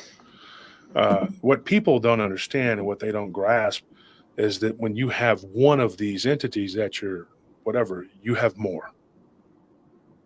They roam around in packs. That little one, the little dude, I mean, like he could have been part of, a bigger whole, or he could be an individual that was just kind of away from his little tribe. But either way, he's not good, He's manifesting himself in ways that people see as a Bigfoot or whatever. But then you have that big Dogman. Now, we've covered a story, and I can't even remember what state it was in, but they found this gnome-like creature that was coming inside their house. The Dogman creature was roaming around outside the house, but then I remember, was it the den or the garage or something where they found the little gnome that came out of like the melted wax looking the garage. It was like a melted wax of the Dogman. So like it was I think- using itself to become that. Have you told that on the show before? Uh-huh. Okay, I think I can remember that. Yeah. Yeah. You know, the one of the scariest, still the scariest encounters you've spoken on was that, like, the little elf in the house with that door. Oh, in the secret little girl's door, that closet. Oh freaks god, that me story. That out, my dude. brother is literally right next. He's right next door, doing some stuff in the break room right here. We have an office and a break room, and we have the study, our studio, and then we have like a storage room. So it's like he's in the break room right now, and so he was a part of that. Like we were, that was crazy. That was a friend of ours that was going through that, and that was at her house. And when she showed us the little door, I told Dee, I was like, "What in the hell is that? Why is there a little miniature door there?" Yeah. And she goes, "Well, I'm afraid to get rid of it. I would get rid of it immediately. I don't care. I would tear it out and it would be gone. That would be it. Fill it with cement, dude. I don't play around with these beings. It's like, why? This is my space because I know how bacteria. All you got to do is look through a microscope at bacteria, and if you lay other bacteria, they fight immediately because it's like, this is mine. This is my space. Microbiology can show you a lot about our universe. You know how life is. It's like, don't invade my space, dude. We're living on top of each other in multiple layers. You know, second, third, fourth, fifth density or dimension, whatever. And, you know, one can't necessarily find the other without a little help. But the higher the densities, they can look and see the other densities, the other dimensions. And so you have, you know, according to string theory, there's 11 dimensions. Now I was arguing with a he wasn't Russian, he was Lithuanian. He's a scientist from Lithuania, and he was arguing with me vehemently at the gym that string theory is wrong. You remember the big guy? Mm-hmm. Okay, he was telling me, no, that's not correct. My dad, he's a physicist. He doesn't believe that. And I said, well, you don't believe that. And I go, do you believe in ghosts? He says, no. I said, well, there you go. You don't believe in what I believe in. He said, I maybe believe in Bigfoot. Then he told me this: if there is a spirit world, then I believe in Bigfoot. Otherwise, I don't believe in Bigfoot. And I'm like, man, this guy was hard. He was hard. And he's a big dude, man. Like, he lifts a lot of weight, you know, and most people aren't going to, as he's getting kind of angry with me, I guess. We're not fighting, but he's getting kind of, you know, and I guess he's used to people that ends the conversation or whatever. I just kept going because I'm not afraid. I'm like, look, dude, you're wrong. I keep calling him Olaf. I know that's not his name. I said, Olaf, you're not correct. And he's like, I am right. Yeah, you could smack your hand into your fist in your hand all day long. It doesn't make you true. He's like, you're ignorant. You don't understand. My dad is a physicist. Are you a physicist? He says, no. I said, okay. I grew up with scientists. I'm like, are you a scientist? He says, no. I said, okay. He says he's going for his master's, so he's going to become one, a molecular biologist. But he's very adamant that there is not 11 dimensions. And I said, well, he said, Michi Kaku's wrong. I said, well, that's your opinion. But when I listen to Michi Kaku, I can literally say what he's going to say before he says it, because I already know what he's talking about. Now, they've done studies. One in the Max Planck Institute, one of the greatest scientists that ever lived, Max Planck. I corresponded with someone about that, about pinholes that are actually wormholes. And you can see them through these really high-powered microscopes. And what they have done is created micro black holes. People are like, well, it doesn't matter. They're so small. They're so small on the molecular scale. I was like, everything quantum is also big. It's all a matter of perspective. An ant is 100 times as strong as a human, pound for pound. No. You know, I mean, like, it's, you know, literally can lift things 100 times its own weight, because we have something, whether you believe gravity is a force or an effect, it's an effect that is affecting the ant to where it's lightweight. It's not really, so it can pick up a sugar cube over its head. Now imagine you picking up something that weighs 5 times because it's more density, and you pick it up and you're like, you know, maybe you're not going to do that. Now people like me can do that because you have muscles that take the energy and turn it into a lifting, you know, whatever mechanism. But it's science. This stuff that we're dealing with, everybody's like this preternatural, whatever. It's science, but it's science that they know that we don't, because we've been wholly ignorant. I mean, all spiritual phenomena, I think, has a scientific It explanation. does. Like the two things aren't like mutually exclusive. It's not like either a scientific or a spiritual. Like they're one and the same. Yeah. And then they say, well, these little black holes aren't going to cause any problem. But if these beings, I mean, think about this. Water can turn into a gas and go into that little bitty pinhole. And with enough time, it'll come out on the other side and then become, vapor that becomes, water that escapes through tiny little microscope. So viruses, itty bitty little strands of DNA, they're not even really alive. They're just little strands of genetic, they're basically codes, So a virus goes into a itty bitty little cut. You could have a micro abrasion. This is why, and it's not to get graphic, but getting STDs from viral infection.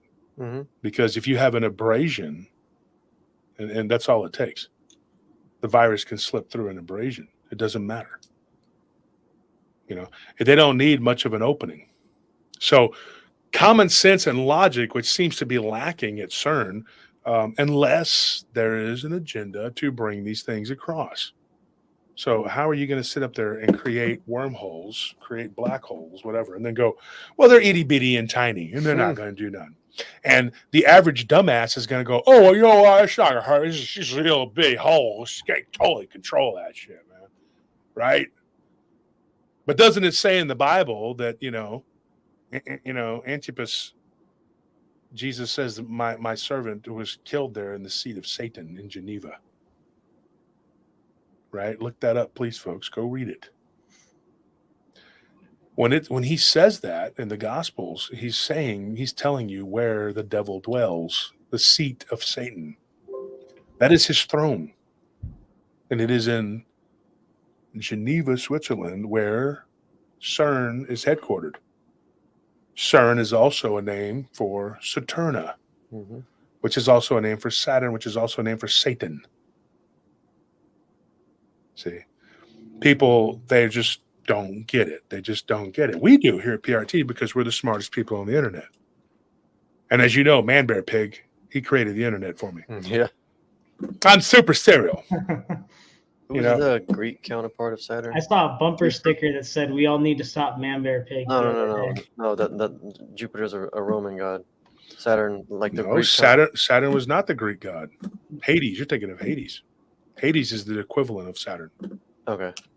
Hades is Greek. Saturn and Jupiter, because in the Roman culture, they had one day called the Saturnalia. That is the reverse, the upside down, where the slaves on that day got to be the boss, and then the Roman people had to serve the slaves. Yeah. Now, people would say, well, that's going to be ridiculous. The slaves are going to be like, tomorrow you're going to whoop my ass. I'm not going to be mean to you. But they were required to actually do chores. And they had people that would go and check to make sure that they were actually observing the Saturnalia. I was going to say, I wonder how many people actually participated in that. It was a Roman law to where you had to, because they believed if you didn't give the devil his due, that he would take his pound of flesh. It was a whole thing. Yeah. And then later on, they find out that the Gaelic tribes, get this is interesting, they actually had a belief in CERN. One didn't come from the other. It wasn't a Latin word that they said, oh, the Romans called the bad guys Saturn, so we're going to call our guys CERN. No, they were living apart from each other. The Romans' first conquest was the Iberian Peninsula, which was, and that was Spain, Hispania. Yeah. And then they became Latin through their Roman connections. When people talk about Latin people, Latin culture, Latin whatever, they're referring to Spain. But what's funny is that Spain was not Latin. Spain became Latin through their influence from the Romans. Yeah. They were the Latins. And so Spain was Italy's oldest and longest serving province ally. And the Iberian Celts, their northern cousins, the Gaelic or Gaul Celts, were the Romans They wanted to get them. That was their, So Caesar, it took forever. Finally, Caesar did it. Julius, he conquered the Gauls. But they were more wild and more untamed, and they found that they used the same name for the bad guy, which was interesting. Yeah. Because these two cultures had not met.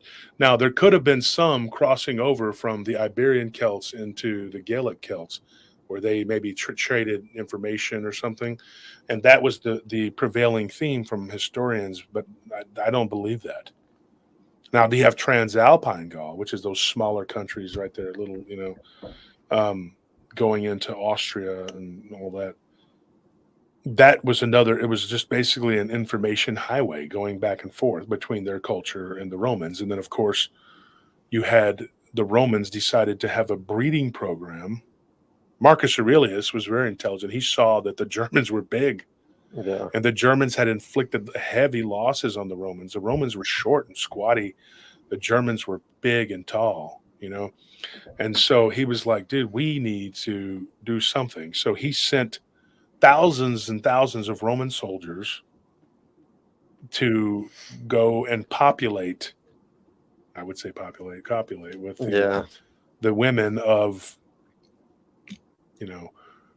the Iberian Peninsula. Basically just get paid to take a wife and have a bunch of kids. So they would send them there, predominantly males that were not married. Mm-hmm. And they would, or even if they were married, they would say, leave your wife at home. Because a lot of times the families would travel with them if it was going to be a long stay for 2 years, 3 years, whatever, just like nowadays in the military. And so but he wanted them to breed with the Iberian Celts, who were taller and they were lanky and they were horse people. Mm-hmm. The Romans were not the best cavalrymen, and they were damn sorry sailors. Great foot soldier, legionnaires were amazing. They were the ones that figured out the phalanx, how to defeat it by the short sword and dodging the spears, getting in close and forcing the hoplites to try to pull out their side, which was their secondary weapon, whereas the Romans used the short sword, the gladius, to get in. That was very important, but what this all has to do with what we're talking about is this created information exchange, and they became one people.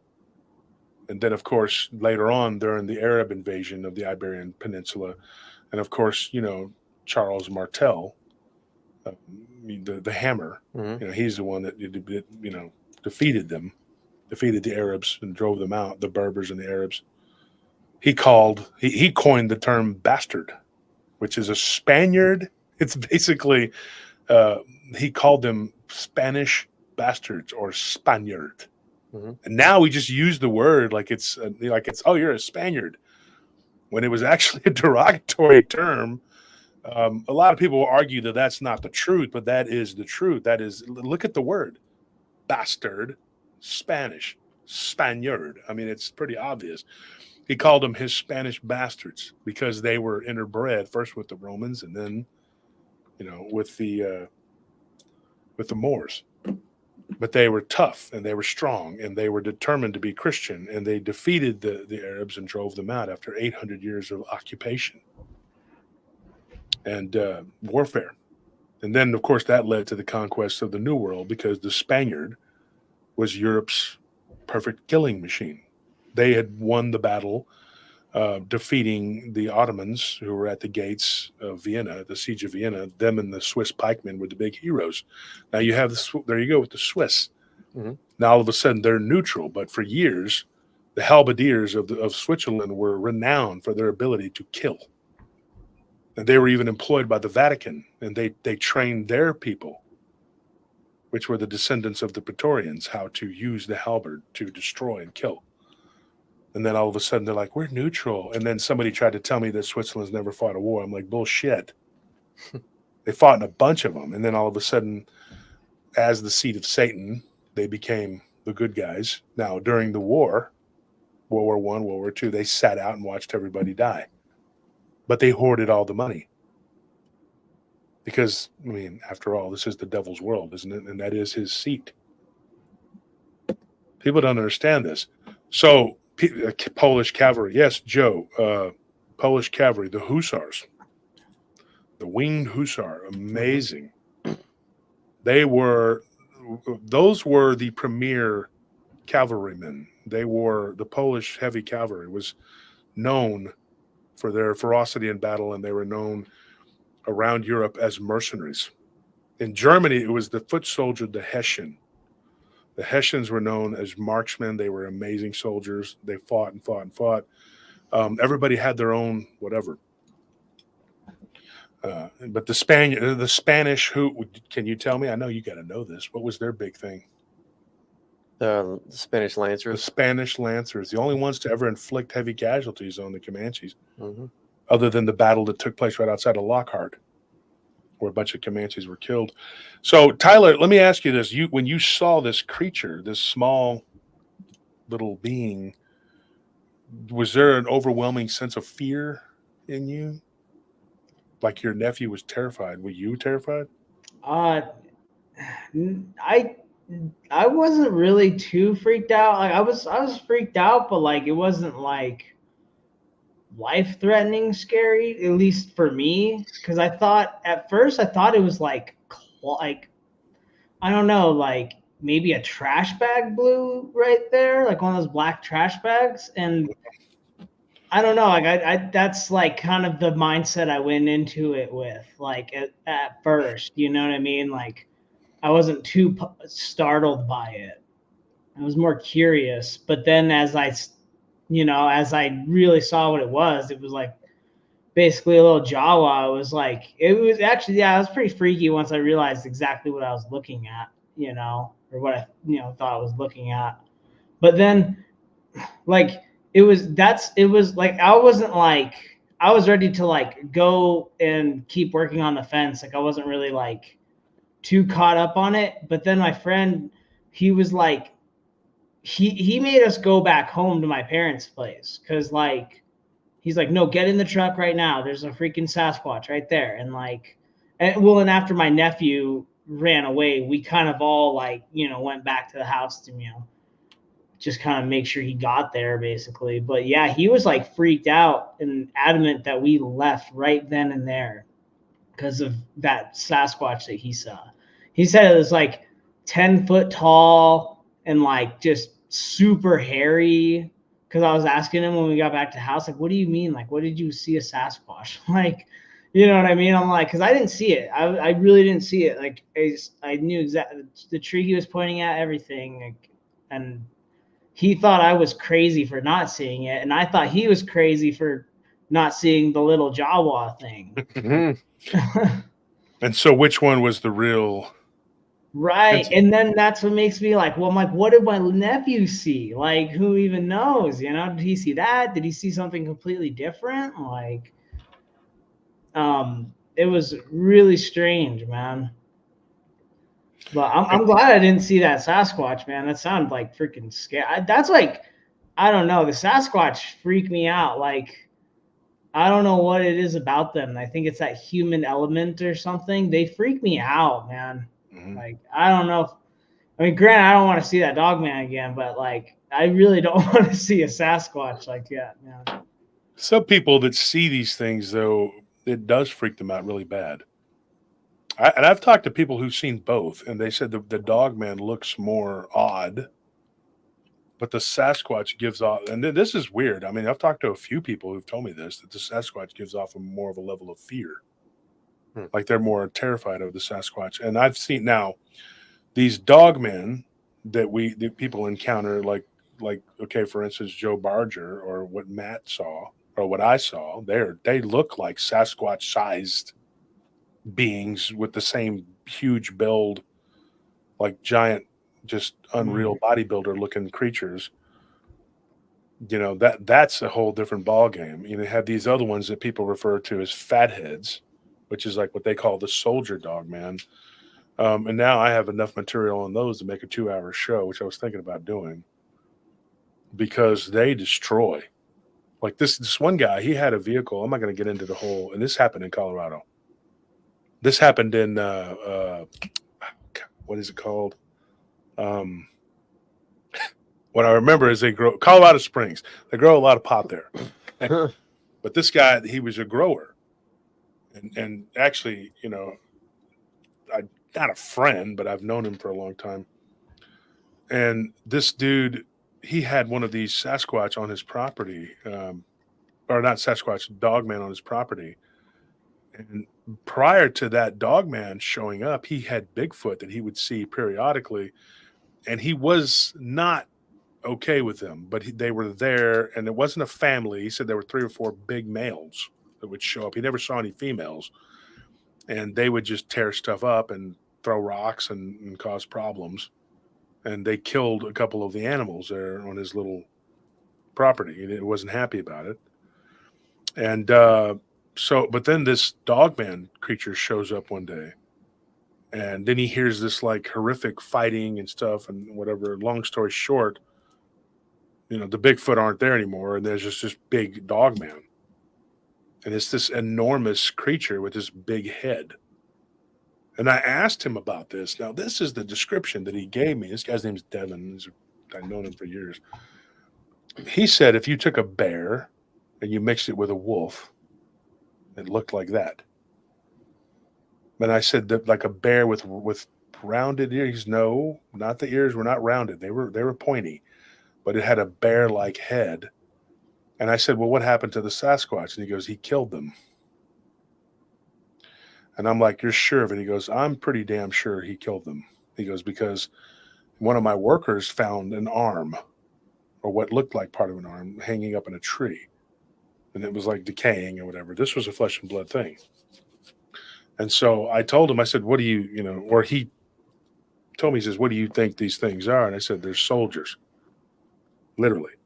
They go rogue and they go do whatever the hell they do. Because that right there to me is something that was either genetic tampering in some form or another, whether it was by previous tenants of this land or us doing something, creating that ungodly being, or he killed one of the Bigfoot and the others. We know he killed at least one, and the rest of them, you know, whatever. But this worker that he had, he was from, believe it or not, he was from Durango, Mexico, which is where we covered a Minotaur story. And so this guy, he was like, he hadn't seen anything like that before. He was like, it's over there. Go get it if you want to get it. When they went out there, 2 of the other guys, they went out there with high-powered rifles. They got attacked by this Dogman because the Dogman put that there for a reason. And so it was not happy with them going and trying to mess with it or whatever. So they just said, this is too much trouble, you know. And this thing popped up in a grow house. Now, here's the crazy thing.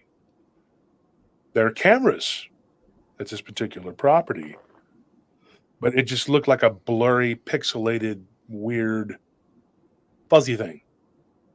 I mean, I couldn't make heads or tails of it. I said, this is some sort of weird pixels. What is that? Yeah.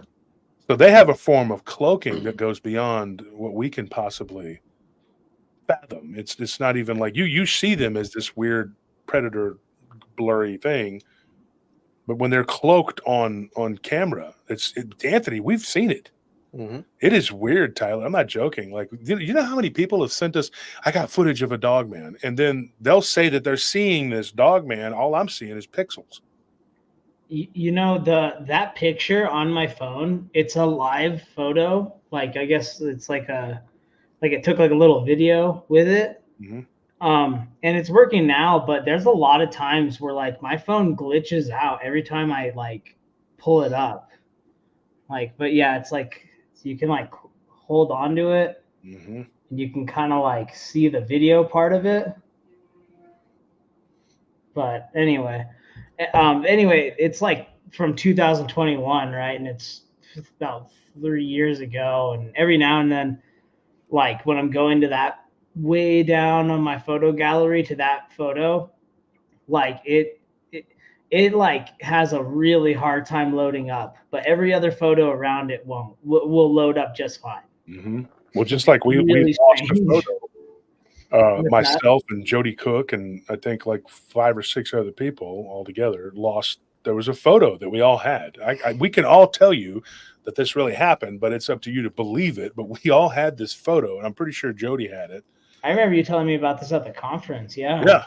I talked Mhm. about this, and I said it at the first conference. I said it, and we were all there, and I told everybody. I said, "Dude, this photo disappeared from my phone." Now there are a lot of researchers who will tell you. One of the guys who was at our second conference, Lance Hightower, who's gone. I don't know what's going on with him. He's kind of gone underground. I can't get a hold of him. Nobody can. And then most recently, one of our other colleagues, Mike Bluler, he just disappeared. Nobody can get a hold of him, because there's so much of this antagonization going on because these people who want you to shut up, they do. They want you to be quiet. Now, the late Carry On, it's funny that you mentioned him. He had told Mike Bluler, and he had told a few people, I already knew this, but that you're jumping into a sea full of sharks, that everybody's a shill here, that there are literally cliques that border on gangs, and I managed to piss them all off. Well, they can all eat shit, because what needs to be said needs to be said. It needs to be done, and I'm sorry that if they're collateral damage and they're little petty whatever, because this is what's happening. Of these powers that be, we're nothing but insects to them. So if they're able to take it off of your damn phone, your computer, whatever, and they can do it to 6 people, they can do anything. So Daniela, now though with AI, it doesn't matter. Everybody's going to say it's fake, and they can fall. Yeah, and I don't know. I'm proud to say that picture was taken before AI had really taken off like it has. But it I hear what you're saying with that. Yeah. Mm-hmm. Daniela says, I have my head on a swivel mood when I go hiking with my kids, keep them me at all times, the venture off. Yeah. Encounter some. Daniela, you need to get in touch with us on Saturday now. And Tyler was a part of that for a little bit. We're going to have people coming on and retelling their encounters just like we did on Saturday. That would help me, because some of those people have emailed me and I'm behind. So if they're willing to come on and tell it, great. I mean, let's get it out there, But Daniela, I would love for you to come on Saturday and tell your story. Now, we got a couple people that we need to come back. And of course, Tyler, you and I had. And Roxanne asks, what happened to Hightower? I don't know. We were good friends, but I can't get a hold of him. And speaking, there's Mike Turner. Mike actually roomed. Mike, you roomed with him. Hey, Mike, what up? Yeah, Mike was actually his roommate. Oh, I drove him and Garitano back to the airport. When we were done. And Tyler, you stayed the extra day. We were supposed to go to the water park, but we went 2 different times. Yeah, we missed you guys. Yeah, that would have been fun, but it was good hanging out with you guys. But what you saw is not unusual. But there is an element there of this sort of trickster being that pretends. Now, what I'm going to tell you may sound really, really weird, but I believe that the Bigfoot creature was this small little, whatever you want to call them, a duende, for lack of a better term. But I don't believe that the Dogman creature was that. Because that creature would not hide behind a tree like that. It wouldn't.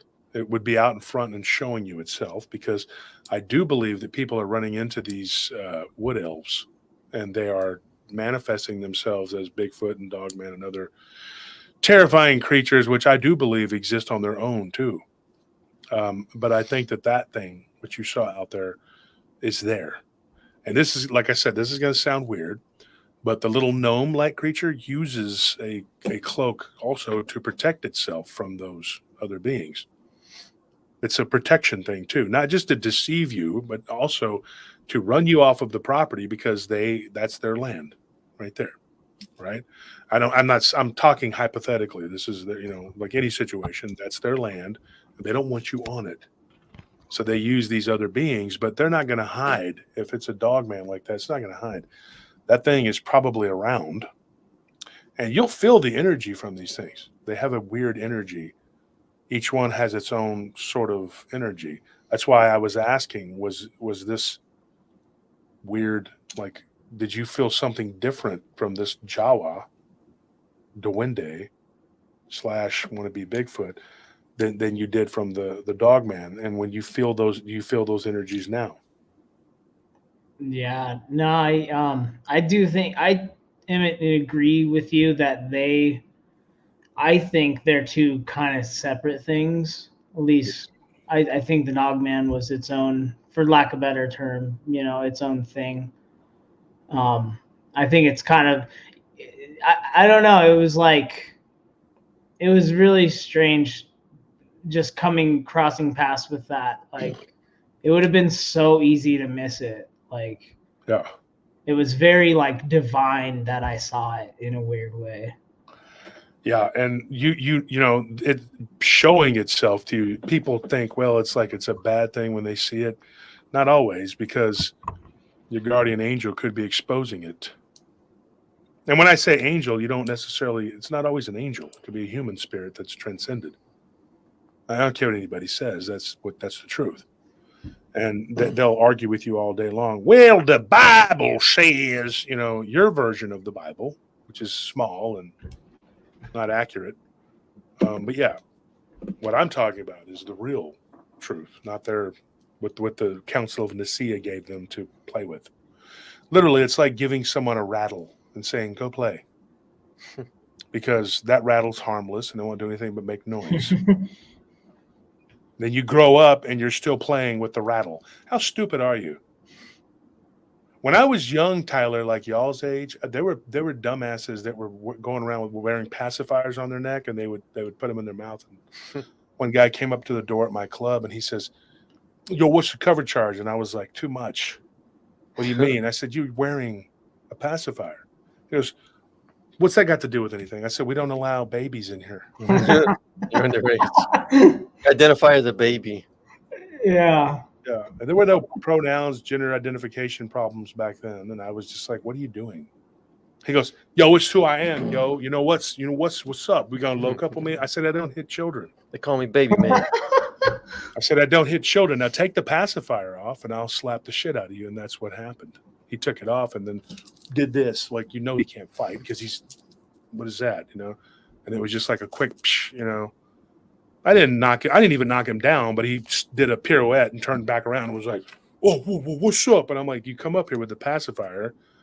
And he was being insulting to the door guy too. It was a Starscream, was at the conference, him, and he was talking crap to him and what's his name, Chico. And Chico's like 6'6". Chico could have bopped him on the head, but I was in the mood to slap somebody, especially somebody as stupid as him. So I was just like, dude, why? Why? So these people who go around and they believe that little bit of information that they were given by the Council of Nicaea, and they'll fight and die. They'll fight and die for it. They're insane. They're absolutely crazy. And they will tell you that is the absolute word of God. They're fundamentalists, just like the Muslim fundamentalists.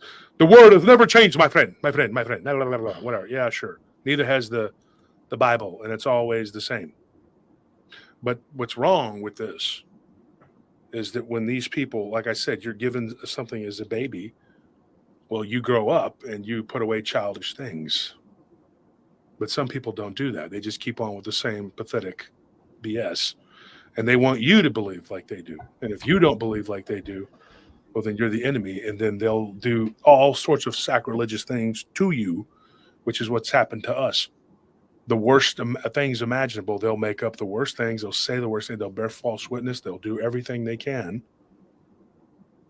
And, you just have to deal with it because you don't believe the way they do, because you know that there is a higher, whatever. I think that your encounters were very, very special and important to bring on the show to talk about. And I'm sorry it took so long to get it done, but I have a million people trying to get my attention.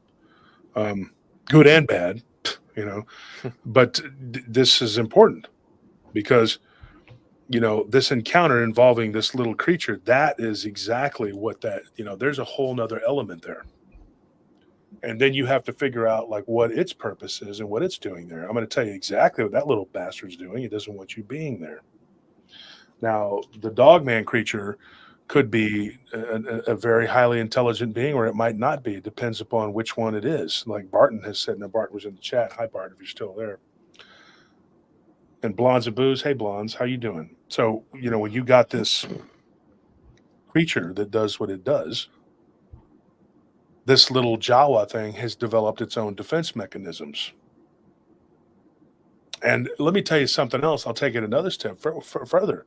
The little creature probably was the one that allowed you to see the Dogman, not just the guardian angel aspect of your abuelito and your grandpa. But I think that this being probably wanted you to see it because then it keeps you off of its land, because they know how to handle one of these Dogmen who are not really intelligent, you know, and they can mimic them too. But you have all these different things going on, and it's all vibration. I had this long conversation with Ron Moorhead. It's all vibration. You know what I mean? So you have this aspect going on, you know, with all this different stuff. This Dogman could very well be one of these, like Barton has talked about on his show, and I've talked about it, a genetically engineered hybrid.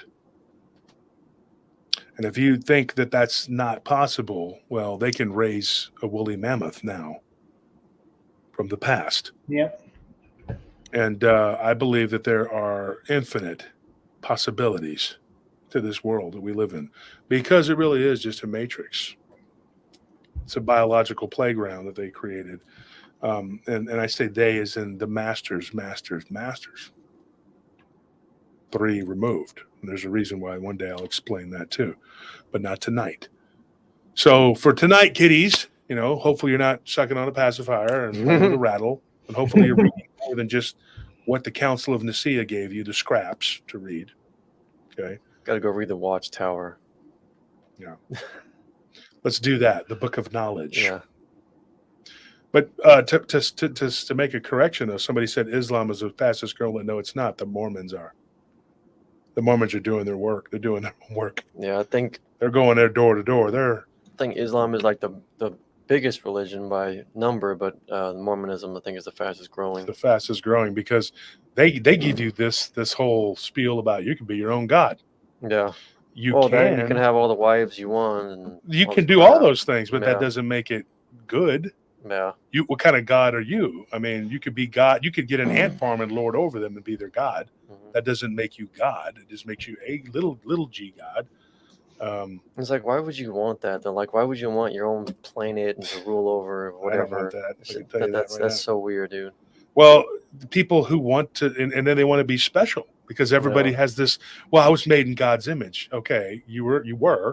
You know what God's image, you know, is spiritually. It's inside of you. But he's not a human, dude. He doesn't look like a human. I'm telling you. I mean, the source does not look like a human being. That's such hubris. My real problem with them is that I believe they're sacrilege. They say that I'm a blasphemer, that it's sacrilege. I believe that they are the blasphemers and they're sacrilege. And I believe their whole religion is based on a lie and sacrilege and blasphemy.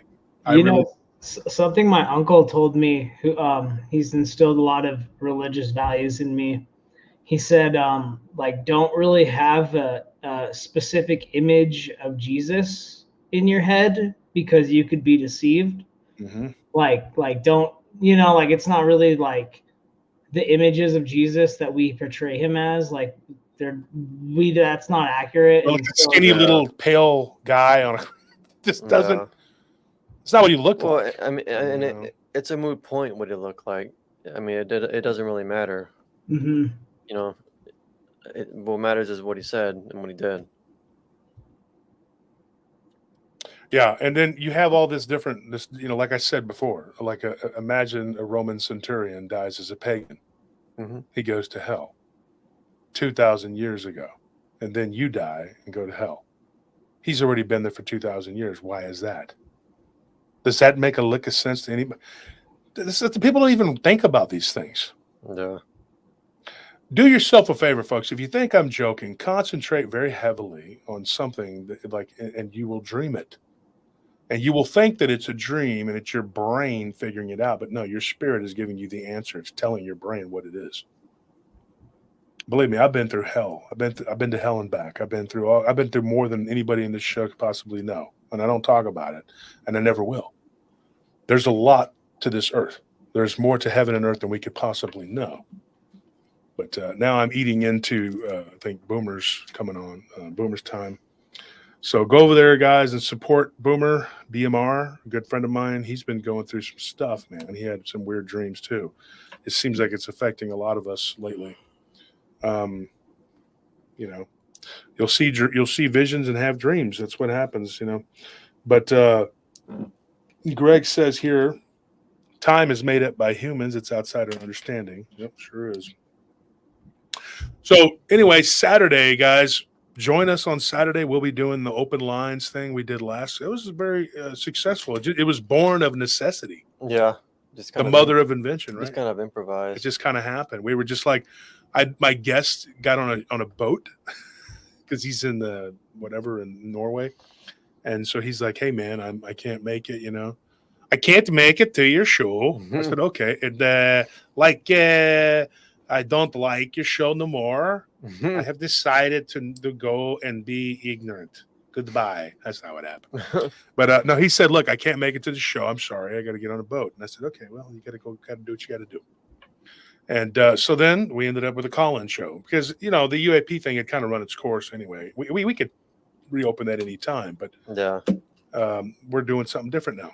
But on Friday, we will do what we do with the round table people. I mean, people have been asking for like a call-in, like open line show for a while now. So, well, it may be something we have to move to Rumble in case somebody says like shit, that, and a bunch of because they might always just kick them out real quick, you know. Yeah, but that will happen at some point, and you're gonna be like, oh, okay, yeah.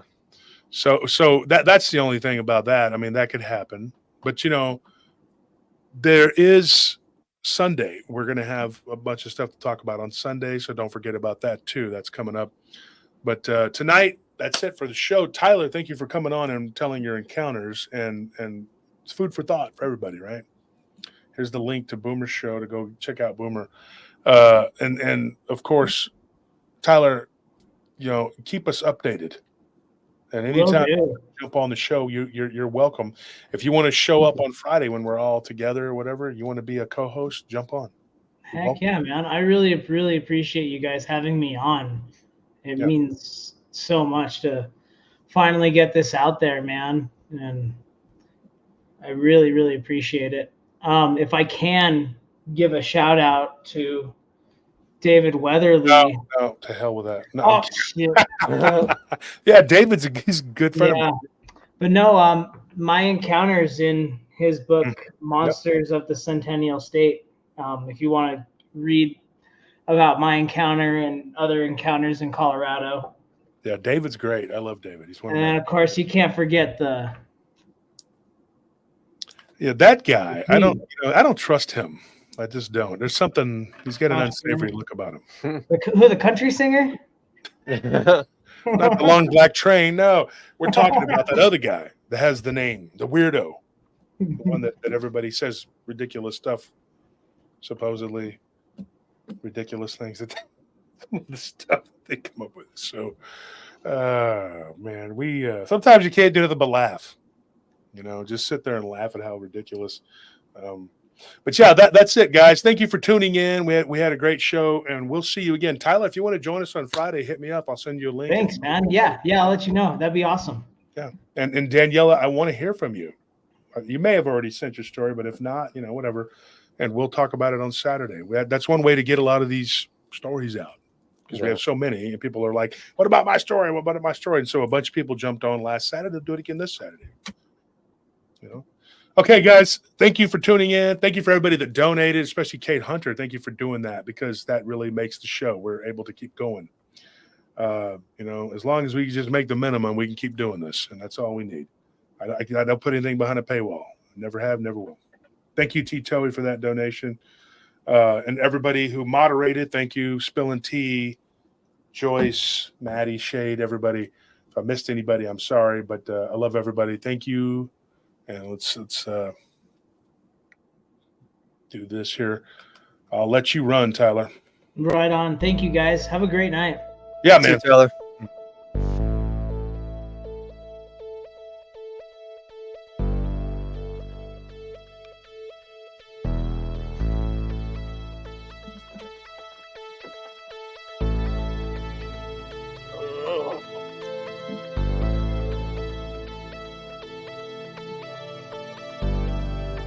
Oh, you can take the headphones off. Are the mics still going?